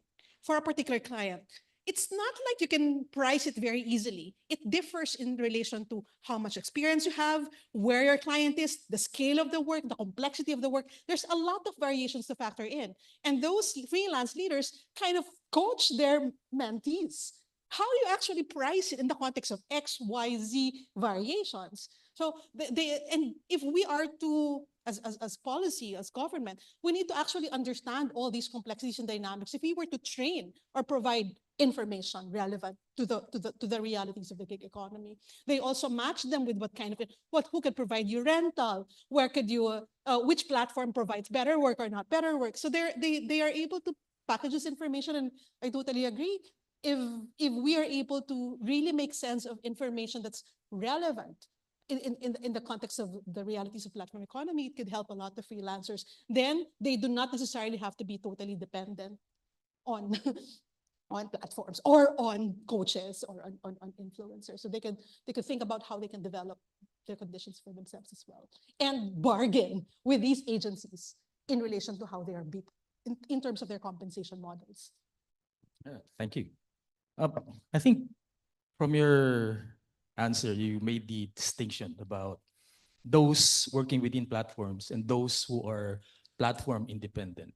And I guess policy has to manifest more for those working outside platforms, because structure there is probably a lot more not defined or intangible. Is this going to be the future of our bureaucratic effort? I guess I'll be asking Ms. Queen. No? So you have the platform workers, you have the platform independent workers, you have that policy gap. Is this the way forward in terms of us bettering the gig economy in the Philippines? There are already informal groups like in Facebook. They're gathering together to share yung best practices in the gig work. However, the government can help to encourage these groups to form associations and also to recognize them where they are, kasi it's hard to pinpoint who's working online because they're virtual. And also if we know which organizations to tap into and to collaborate, maybe the government can better understand their needs. And in understanding their needs, forming tripartite councils, uh, the communication is vital so that we can the online workers can share or um, share their needs and their problems and issues. And of course, it's not only in the beginning of the process, but all throughout, from identifying their issues, since online work is complex and their work is heterogeneous. At the same time, it also evolves. And throughout the process of identifying issues and solutions that are uh, applicable to them, because the existing laws are mainly for traditional work. So the policy gaps or regulatory gaps can be solved by means of communication with these online workers, especially identifying the association or groups that they are involved in. Okay, thank you. So I guess platform work requires platforms for exchanges. So we need to get more inputs from our stakeholders. And I guess that's one step forward. No, we've mentioned that gap in terms of monitoring and evaluation, us looking more into the gig economy workers and getting inputs from the actual workers probably is a very big next step. Okay, I have here several questions which I think can be integrated. So let me try to integrate the questions. There is a question about the gig economy's contribution towards reducing gender inequality, or probably in terms of addressing inclusivity in a more general sense, because we're talking about skills. We're talking about the ability to provide services. We're talking about levels of compensations. We're talking about proficiencies in terms of language as well. So, um, how do we look at that issue about inclusivity, including, of course, the issue about gender access or that gender dimension in terms of uh, the equity equation? Who wants to answer that? Well, all of you mentioned um, provisions about gender participation, gender inclusivity. Um, I think that's a very big item that we need to address, no? Particularly during the COVID pandemic. You've had parents, particularly mothers, who were working online, contributing substantially to the welfare of their respective families. Ms. Mira, you want to answer that? So gender and inclusivity in general. Obviously, the gig economy has created opportunities, especially women. Since one of the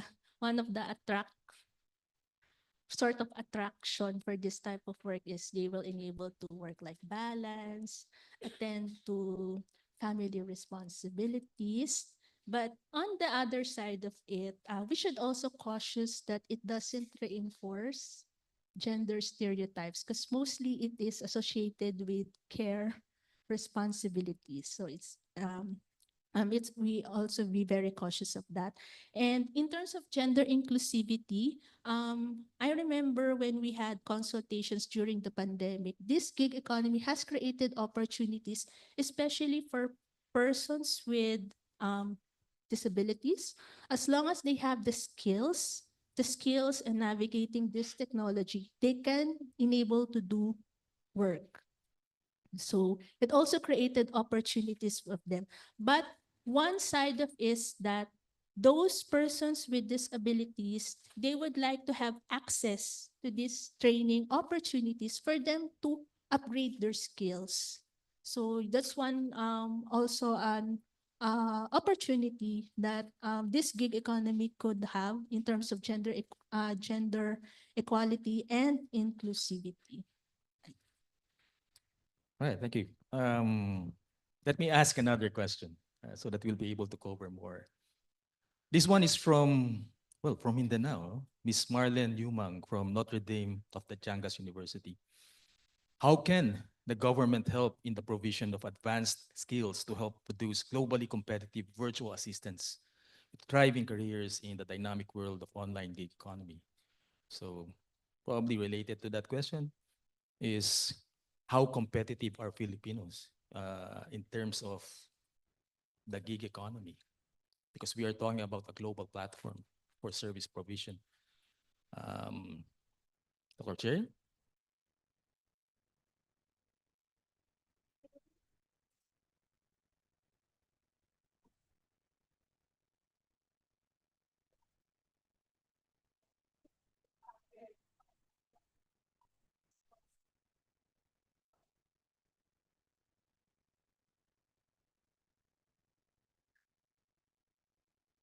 Yeah, so for example, say software development is the niche of China. The Philippines is well known for virtual assistants already. I think, but of course, it's not like our monopoly. Like India as well is providing a lot of virtual assistance work. And I believe, I cannot remember the authors, but there has been a study that found that a large percentage of Filipino freelancers are into virtual assistants. So having said that, I believe there's already quite a lot of push from the Philippine government, specifically the ICT, in promoting different sorts of training mechanisms, community building for virtual assistant support. And as you show in my slides, it's a thriving and growing community. But again, taking off from your earlier question about inclusion, right? It's critical to ask the question of not just inclusion, more people are becoming virtual assistants or more people are becoming freelancers. The question is the quality of the work and who actually monitors the quality of work and the labor conditions. And this is where I think It's interesting because we wrote about this sometime in 2017 or 2018. Na on the one hand, there's a lot of push to create jobs, ICT related jobs. This is the niche of the ICT, right? But the question of the conditions of workers and the working conditions of workers is now dole. It's dole, or maybe is it really dole, right? So yung relationship or conversation between let's create more training and let's create more ICT related jobs and build the statistics vis-a-vis what are the conditions of work and what further kinds of support these freelancers require, those two need to converse better, I think. It's just a policy making. Okay. This next question, I guess, is for Miss Queen. In your, I think in one of your final slides, you mentioned how precarious it is to work within the gig economy. So we're looking at matching skills, securing work with that matched skills. You are also talking about earning levels. Probably if it's not regulated or if it's not within policy structure-wise, then that's going to be an entry point for intervention. And the last one probably is about tenure or sustaining employment within the gig economy. So can you elaborate more on this precarious situation among our gig workers, gig economy workers?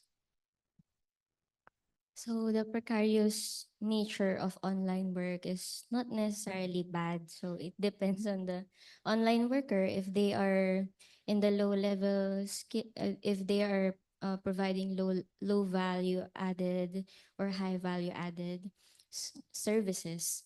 So in terms of precarity, online workers can have multiple um, clients, as well as, of course, multiple income sources from these clients. They can also be working in short-term projects. So these are the precarious income and clients that they have.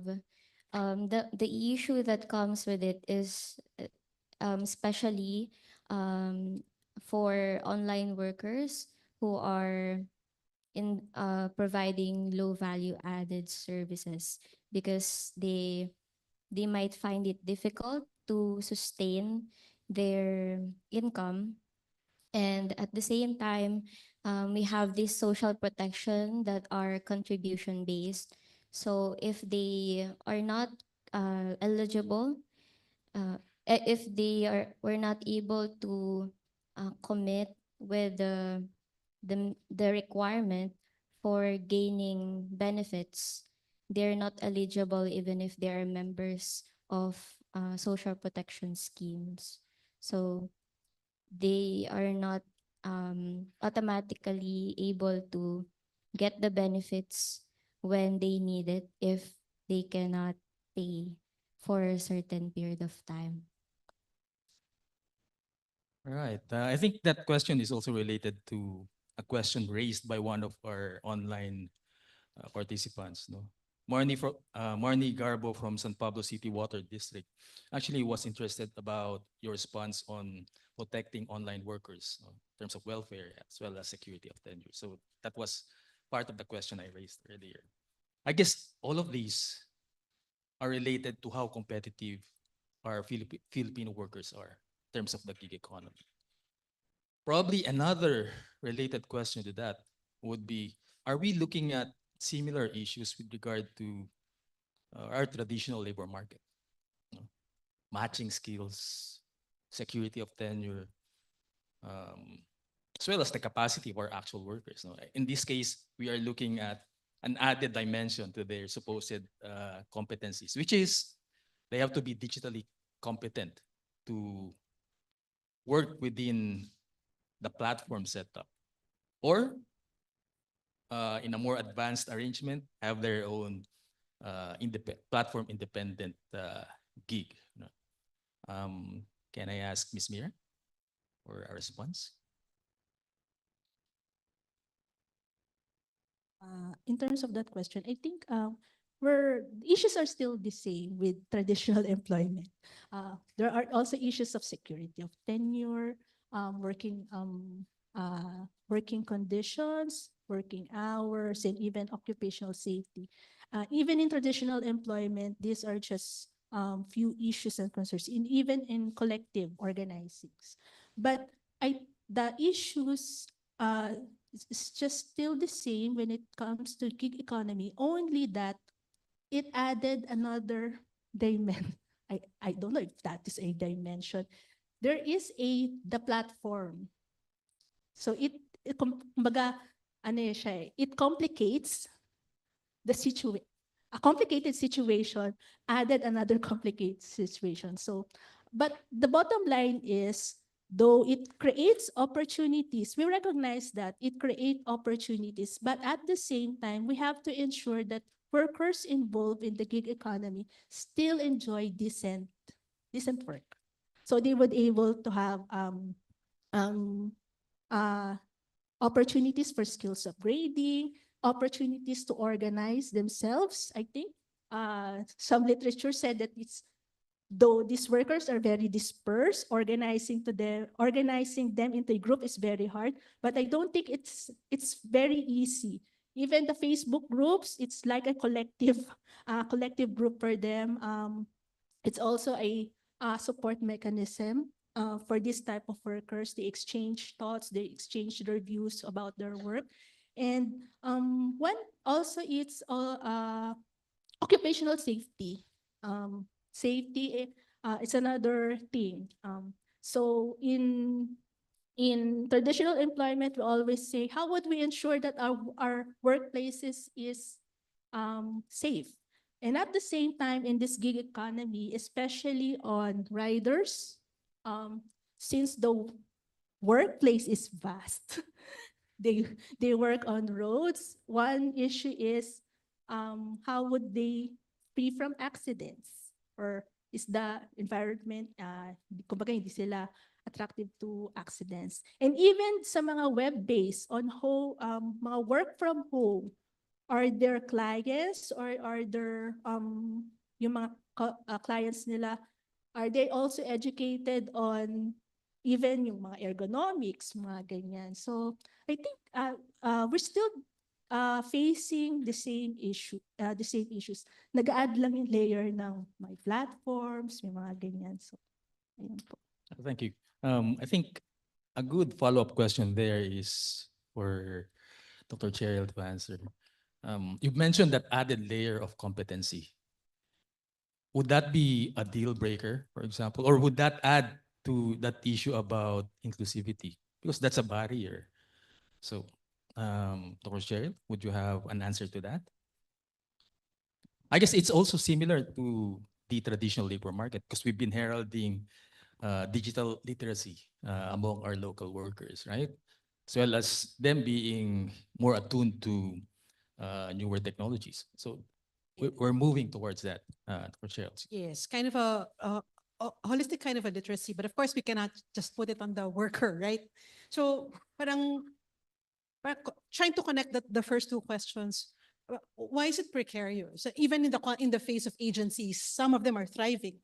At the end of the day, there is that insecurity that remains in the face of competition, global competition. So we know that platforms work in a planetary labor market. So, for example, even if the agency is getting a large chunk of job from a platform, for example, when there is a scare of regulation or for whatever reason, platforms can refocus. This is their function of labor arbitrage, right? Wherever they can get more work, or clients even, if they can get better rates from another country, an emerging country that is able to provide more work at a cheaper cost, say Pakistan or Bangladesh. So, for example, Indonesia is becoming a growing market for creative media. No? Creative labor in the global digital. Dati wala siya nung initial na inaaral namin. So in short, I'm saying is that platforms and clients can easily perform labor arbitrage. And this is where the capacity of workers to move from one skill to another, from one platform to another, it's an emerging skill that they need to learn And at the same time, within freelancer communities, they would say, oh, freelancers have to learn how to incorporate the cost of paying insurance, the cost of paying their equipment, the cost of long-term saving for whatever within the rates that they charge of clients. But then that can have the impact of charging too high that becomes now the consequence of labor arbitrage. So maraming difficulty, napaka-complicated nung situation. But of course, the freelance workers need to learn how to how to be able to navigate this complex ecosystem. Okay, so I guess we are looking at a very mobile business model for the gig economy. And with that in mind, I guess that next question would be for Miss Queen to answer. And it's also one of the questions raised by our online participants. How do you look at possible changes within the Philippine context in terms of that gig economy? So with everything manifested by you and our two other presenters, how are we looking at, well, what are we looking at in terms of the future of the Philippine gig economy? Um, for the future of the gig economy in the Philippines, the government has a lot of programs that they do to upscale Filipino online workers, not just online workers, but gig workers in general. And there is a recent law that was passed, the Philippine Digital Workforce Competitiveness Act, which institutionalized private and public partnership so that the Filipinos can have more employment opportunities and also help in their career development.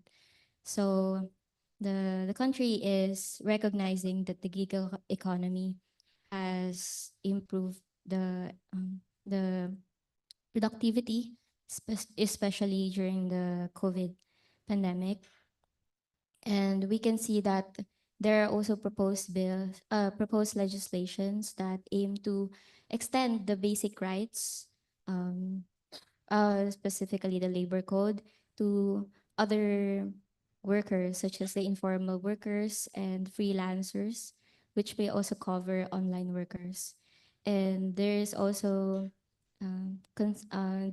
there are also programs that especially the Decent Work Country program that also recognizes that there should be tripartite councils and other initiatives to promote decent work for these online workers.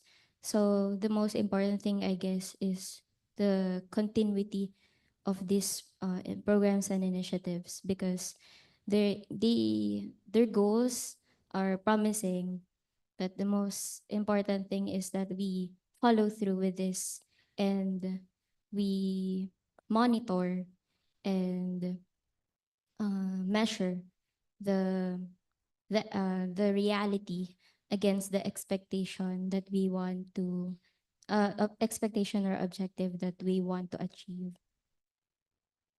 Okay, I guess with that response and the responses from our other presenters, we are looking at a growing economy, a growing Philippine gig economy. Well, probably not just Philippine gig economy because this is global. So it's a growing economy. And if you're talking about, as presented earlier, around 2 million local workers involved in this gig economy, you are looking at a very substantial platform. So this is not probably just emerging. So this is already significant in terms of contribution. I guess a couple of our participants are actually interested about that. So what is the actual contribution of the, the gig economy to the Philippine economy? So a very valid question, although you mentioned earlier about the lack of appropriate monitoring, but I guess you can further elaborate on that, please. Ms. Mir?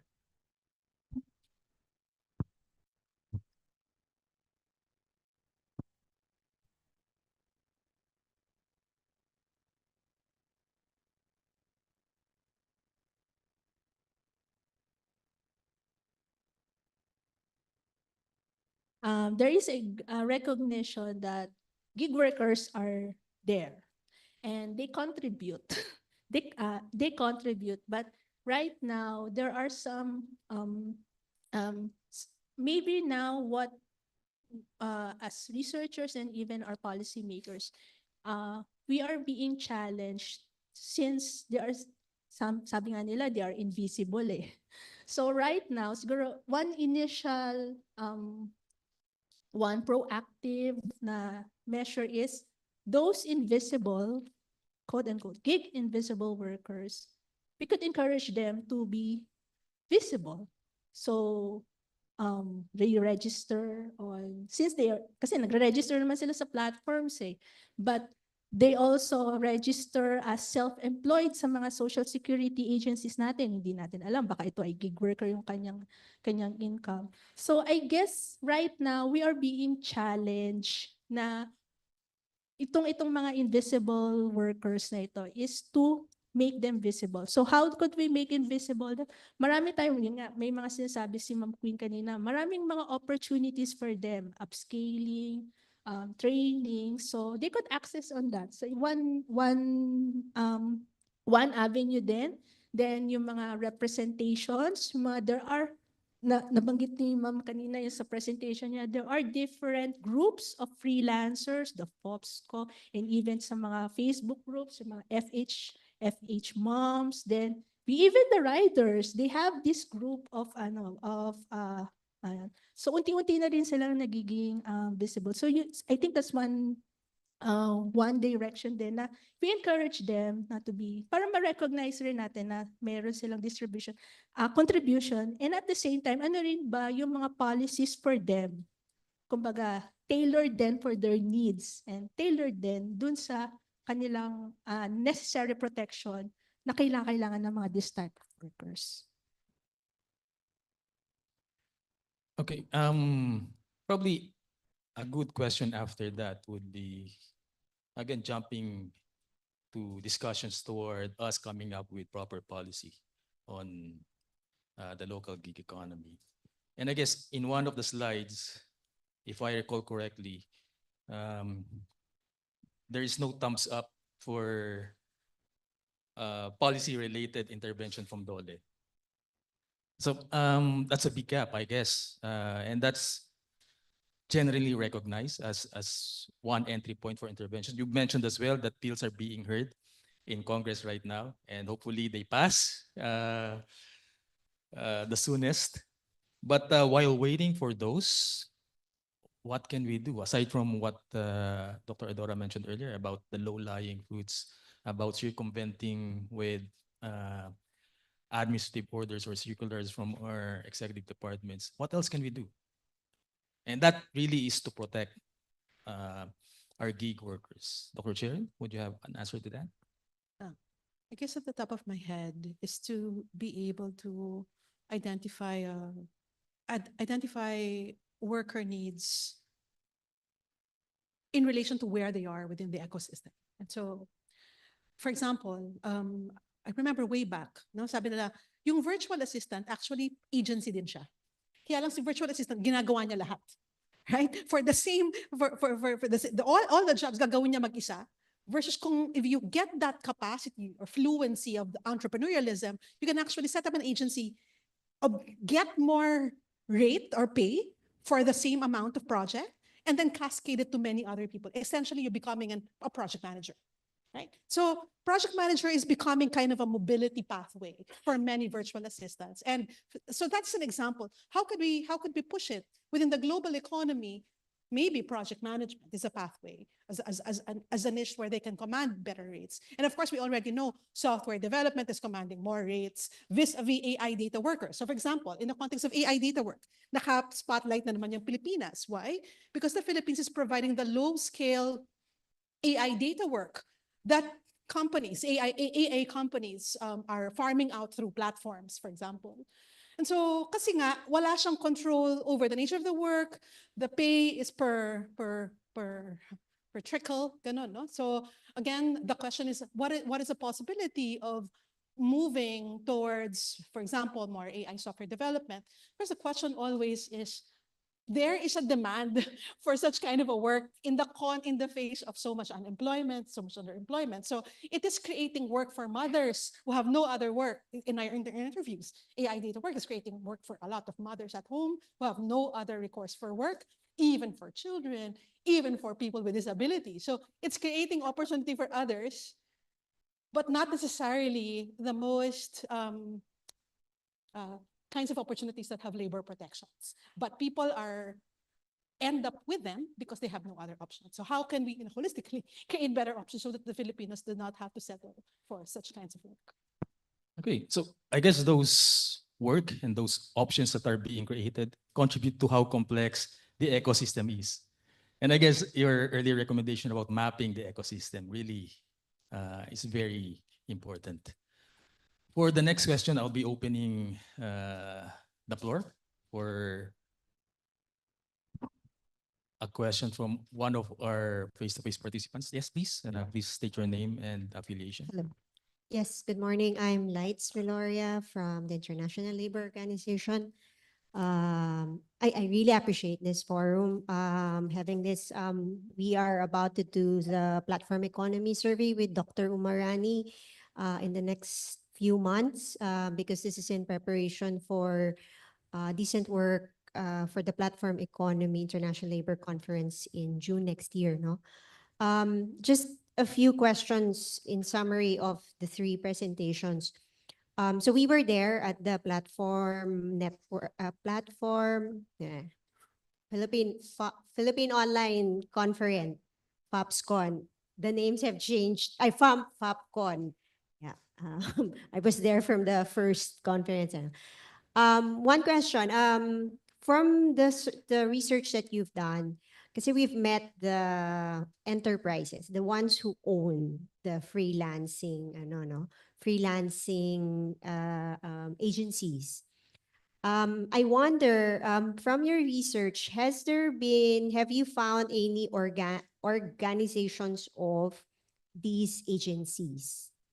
In terms of, diba, we talked about representation of the interests of freelancers. How about the interests of the freelance enterprises? From what we're sensing on our informal focus group discussions with them, they don't. They are organized in the sense that they are networks, right? We see a lot of Facebook groups, but are they speaking outside with government, with employers groups about these concerns? Because it is very, as you said, the different working arrangements are so diverse, that we're already, we lose track already of what it is. From your research, the employers group, I'm guessing this is ECOP. Yeah, I wonder if ECOP also has members coming from the digital agencies to understand their challenges, right? As an employer, what are their challenges? Because one thing we also heard, they have challenges in covering social security contributions. Because the irregularity of work, it's really tough. And even if they wanted to, they are advised not to because it is considered as an assumption of regularity, which they cannot promise, as you mentioned on precarious work, right? So yeah, my question is, are they organized, agency owners? If they are organized, can they be an opportunity for social protection coverage? Yes, we advise them as self-employed, right? We, at that caravan that we had with the ICT, the platform economy workers were saying this is our only opportunity in one venue to meet all three agencies and lesser lines. They'd rather that's in one place. So another also, is that a recommendation also for social protection coverage? Some coordination mechanisms to make it easier for them to get registered, awareness, registration, and continuous contribution. So I guess that's already a Thank you. mouthful. Thank you for that question. I guess the focus would be the question about, is there a sense of organization within the gig economy? She mentioned about organization within agencies, But maybe we can look at uh, all of them, all the actors within the gig economy. Are there manifestations of organization? I think earlier it was mentioned that there are cooperatives, but you can probably expound on that. Yes, please, Dr. Terrell. Fine. So, specific to agencies, right? So we have got in touch with one. We saw one, which is a network of virtual agencies.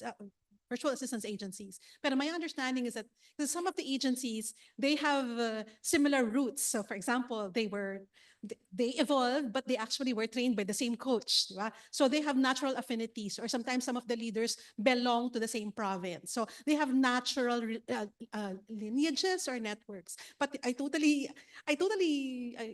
it's a great idea that although still in the process of institutionalizing, I think it's a continuing process because some agencies die also. So they begin, they think they can become agencies, and then they cannot sustain work, no, from a client. So some of them rise and then die immediately. So they're in the process of institutionalizing, but maybe those that have been there for a more significant amount of time, they can certainly work together to establish standards, because I think while there are good conversations or good events, fairs, no? Freelance economy fairs that are happening, it's really normally more of to attract people, to train workers on how to navigate the ecosystem.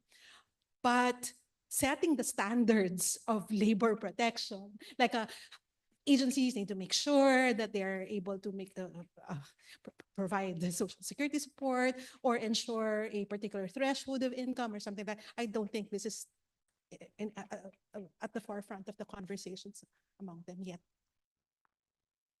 I guess a very important input there when you're talking about labor protection is probably the very basic recognition of the workers, which I guess was pointed out earlier as a big gap policy-wise. No? Ms. Queen, would you like to say something about that? You've mentioned about how ambiguous it is in terms of us recognizing platform workers, particularly those who are supposedly self-employed without that employee-employer relation. We are very, I guess we are very familiar with that arrangement, given that we have a lot of COS workers within the institute. So probably it's similar to that. Not having that employee-employer relationship probably is a big entry point for a lot of questions and probably a lot of interventions. Would you like to manifest something related to that? So for these workers that do not have employee-employer relationship, one of the discussants before that belongs in FOPSCO said that the most effective is they develop knowledge and skills to protect themselves, to give themselves, for example, how to negotiate with their clients, how uh, uh, to how to manage their time, and for those skills that they need to have in order to thrive in an environment where there is no regulation from the government.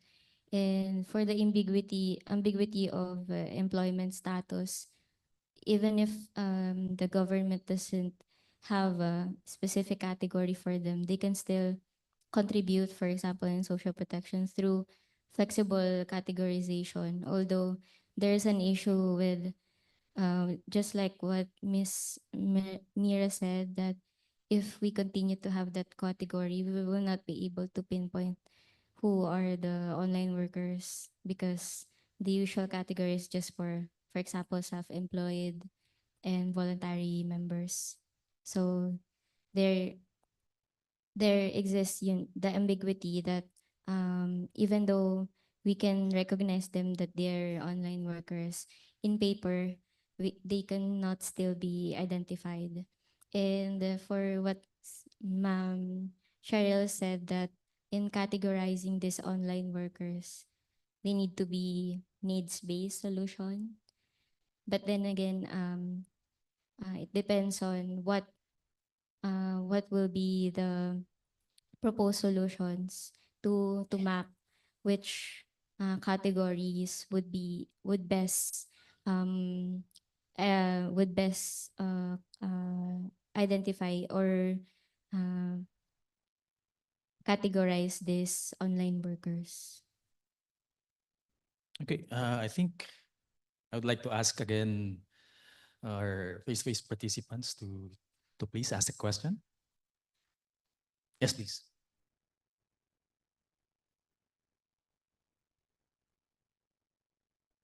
Please state your name and affiliation. Hi, thank you very much. My name is Paul Flaminiano from AIM. I'd like to thank our presenters this morning. We've done some work on the gig economy at AIM as well, and your presentation this morning has been very helpful in shedding some light on some issues that we were admittedly not that familiar with, especially in terms of um, the brokerage and also some policy aspects that was presented by Ms. Mira. So my question has to do with the upward career mobility prospects for gig economy workers, because in one of the papers that we did on gig economy workers, a lot of the informants that we spoke with actually came from the formal economy as permanent workers, and they, I guess, they enjoyed the autonomy and the potential for earning more in the gig economy. That's why they transitioned to the gig economy. But I'm also sure that there are some workers in the gig economy who might want to explore bringing their skills as employees to the formal economy. Um, so my question has to do with what would be the upward career mobility prospects from gig work, and are I guess, the skills and work experience that these gig economy workers that they've acquired within the platforms, are these recognized by, I guess, the more traditional institutions or organizations that we all know are more stringent in terms of considering what work experience or full-time work experience, what would count as full-time work experience? Um, yeah, so would the skills that they've acquired from the gig economy actually translate outside of the gig economy and into the formal economy, the way that, or yeah, the way that they've picked up skills from the formal economy, which is what have helped them to kind of find their way or navigate their way through the gig economy. Yeah, thank you. Thank you for that question. I guess upward mobility is an upgrade from our initial talk about security of tenure, about sustainable employment among our gig workers. So, and I guess in one of the slides presented earlier, it was mentioned that we need a platform for learning and development. So I guess, Ms. Mira, would you like to address the question?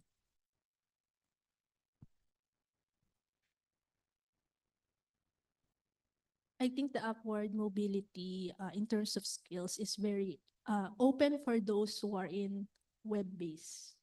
Because sometimes, in one of our studies before, one of their main reasons is why they ship for gig work is primarily it's on they are enabled to do at their own terms or at their own time.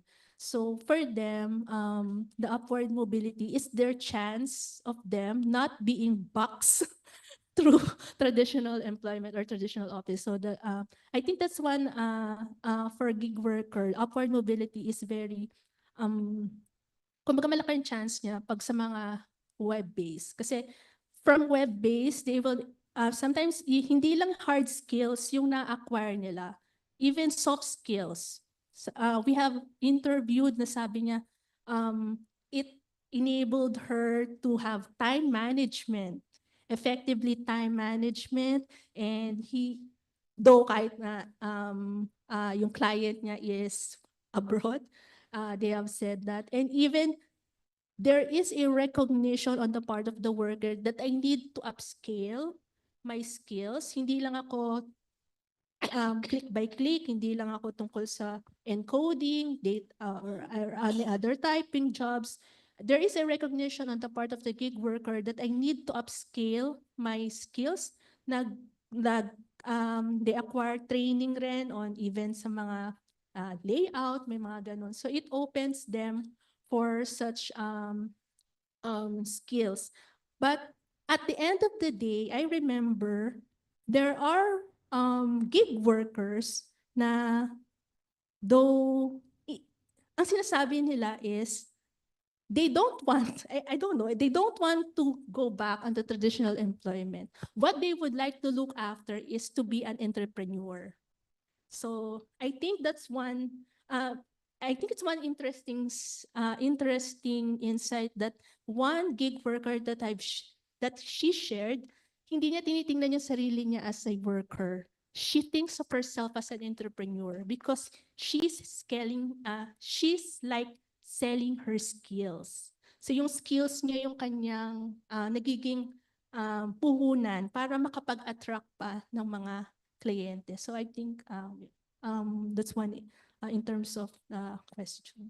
Oh, thank you. Thank you for that response. I guess a big question mark really with that response is, should our gig workers consider their gig as a long-term career? Is this something that they should plan for the next 5 or 10 or 15 or 20 years? Is this a long-term career rather than a temporary engagement? Dr. Chair, please.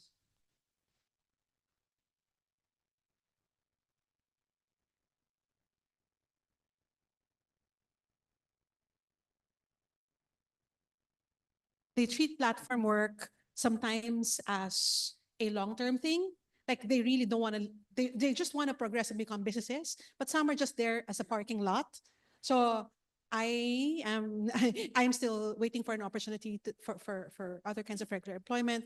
And those are the people who are not, I'm trying to connect it to the notion of upward mobility kasi in the platform, you can be building a portfolio within the platform, but sometimes you cannot claim those portfolios outside of the platform. So the clients that you're managing, the kinds of work that you're doing, some of them you can declare outside, but some of them you cannot declare outside. And so those that have transitioned into becoming agencies, for example, are saying, I wanted to become an agency because as an agency, I can own my portfolio. I can actually get out there and put it in my CV. And that is upward, real upward mobility to me. Because they can have kind of an obscured upward mobility within the platform that they can actually take out when they move out. So again, ask where is the worker?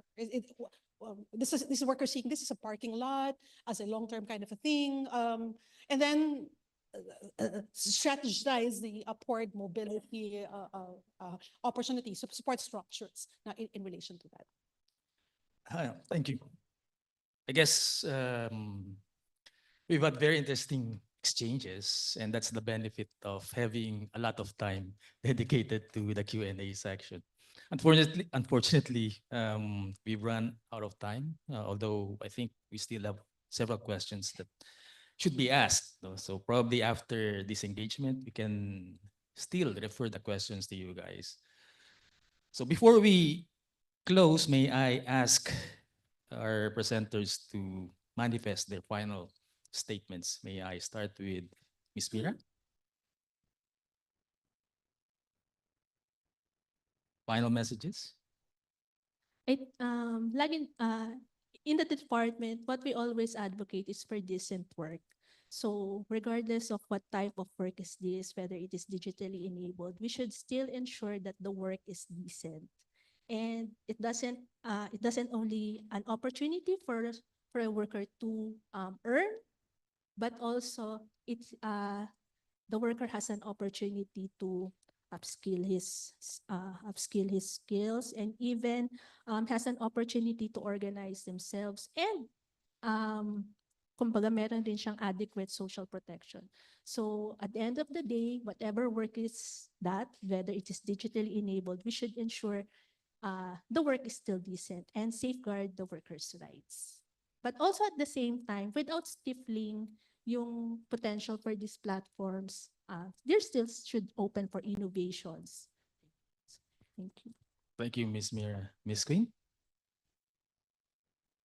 So, yung sa mga online workers, they should be equipped so the government can help in that level at initially to equip them with not just the technical skills that they need for work, but also the soft skills that they need for so that they will be able to protect themselves while there are still some gaps that the government needs to address. And of course, the internet connection in the Philippines is continually improving, and hopefully that other places in the country can have access to this so that there will be more inclusive. The growth of the digital economy can cover them, but of course not only internet connection, but the productive use of this tool is very important, especially recognizing how this can be used in particular or specific needs of this prospective or existing online workers. Thank you, Miss Queen. And last but not least, our chair, please. So, as in our conversation, there's a lot of opportunity creation and also innovation manifesting in the local platform economy. But I totally agree with my co-panelists that at the heart of this should be looking at the labor conditions, but more importantly, asking the question of who should be responsible for providing those protections, because currently it's the workers themselves and the worker associations that are carrying or shouldering these protections by the creative forms of organizing that they're doing. And the question we should ask is that right? And what support structures are necessary so that we could unburden them from what is manifesting to be just their responsibility at this point? And I guess they have to do that. Otherwise, they won't survive or thrive. All right. So thank you very much to our very competent panelists. Let us give them a very big round of applause. We hope to invite you again to our future engagements. Before we go to our closing statements, I would like to recognize our raffle winners.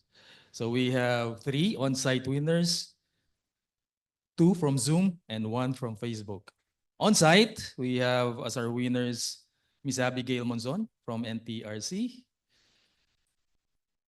Mr. Howie Zamora from AIM, and Ms. Sheila Oballes from, again, NTRC. From Zoom, we have Mr. Robert Agustin from Pamantasan Lungsod ng Muntinlupa, and Ms. Arlene Solomon from the House of Representatives. And lastly, from Facebook Live, we have Mr. Edgar Alan Castro from De La Salle, Lipa. So our winners should, you should receive messages from our technical team regarding how to claim your prizes. And with those, I'm going to transfer again the microphone to our host, Zeki. Zeki, please. Thank you, Dr. Sunny, for moderating the open forum. So may I invite again for we will be awarding a token of appreciation to our presenters. May I request Dr. Sunny to please remain here in front to award our tokens of appreciation. Please, may I invite first Miss Mimi? Move lang po natin yung chair. I'm very sorry for that. Okay. Okay. To award this a small token of appreciation, let's start with Miss PIDS Research Specialist Queen Cel Oren. Congratulations, ma'am. And we will have a photo op po with Josh in front.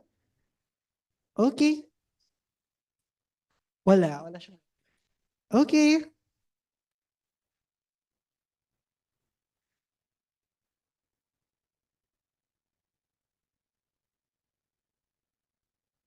And next would be Prof. Cheryl. May I request Mimi to please remain here sa side muna.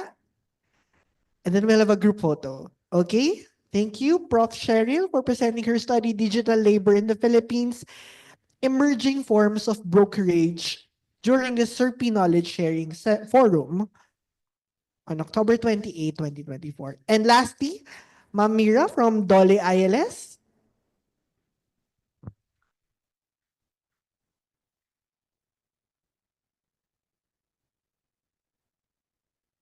Okay, and one last one, a group photo with our presenters, Mimi and Prof. Cheryl, please.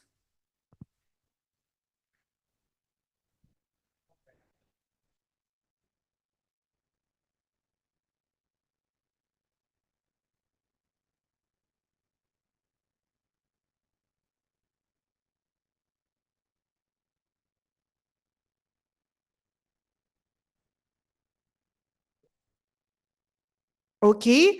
And before we have our group photo with our presenters, once again, we appreciate your attendance today. This speaker's presentation will be available at the PIDS and SERPI website. Meanwhile, you may download a copy of the study from the link provided in Zoom chat box and Facebook comment section. Please help us improve our events by answering our feedback form through the link provided in the Zoom chat box and Facebook comment section. Please note that for our online participants, e-certificates or the certificate of participation will be sent to your email automatically following the submission of the completed feedback form. Keep in touch with us well. You may follow SERPI and PIDS on Facebook, LinkedIn, Twitter or X, and YouTube channels for more updates. Also, feel free to visit our website for more information. We hope to have you again in our future events. Please visit our website to know the details of our upcoming events and register. Finally, at these our events in our November 2024, we have 6 events scheduled, so kindly visit our website. We would like to thank our participants from the government and private organizations, academe, civil societies, and international development organizations. We hope you have gained valuable insight from today's event. Once again, I would like to reiterate Dr. Orbeto's closing statement in his speech. As the future of work rapidly evolves, our commitment to securing fair and decent work for all must remain steadfast. With that, thank you everyone and have a great day ahead. Maraming salamat. May I request our on-site participants and the presenters to come here in front for a short photo op, please? Everyone, please? Okay. Last group photo na po ito. Dr. Sunny and other participants? Okay.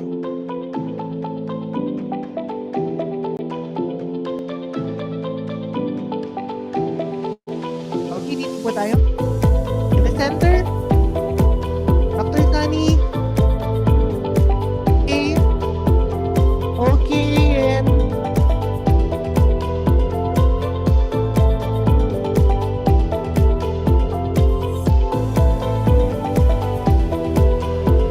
compress na lang po tayo. Okay. Okay. Okay.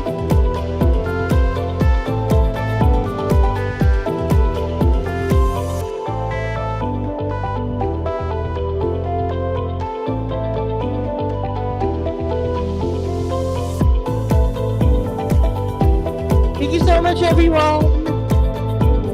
For the raffle, our team will.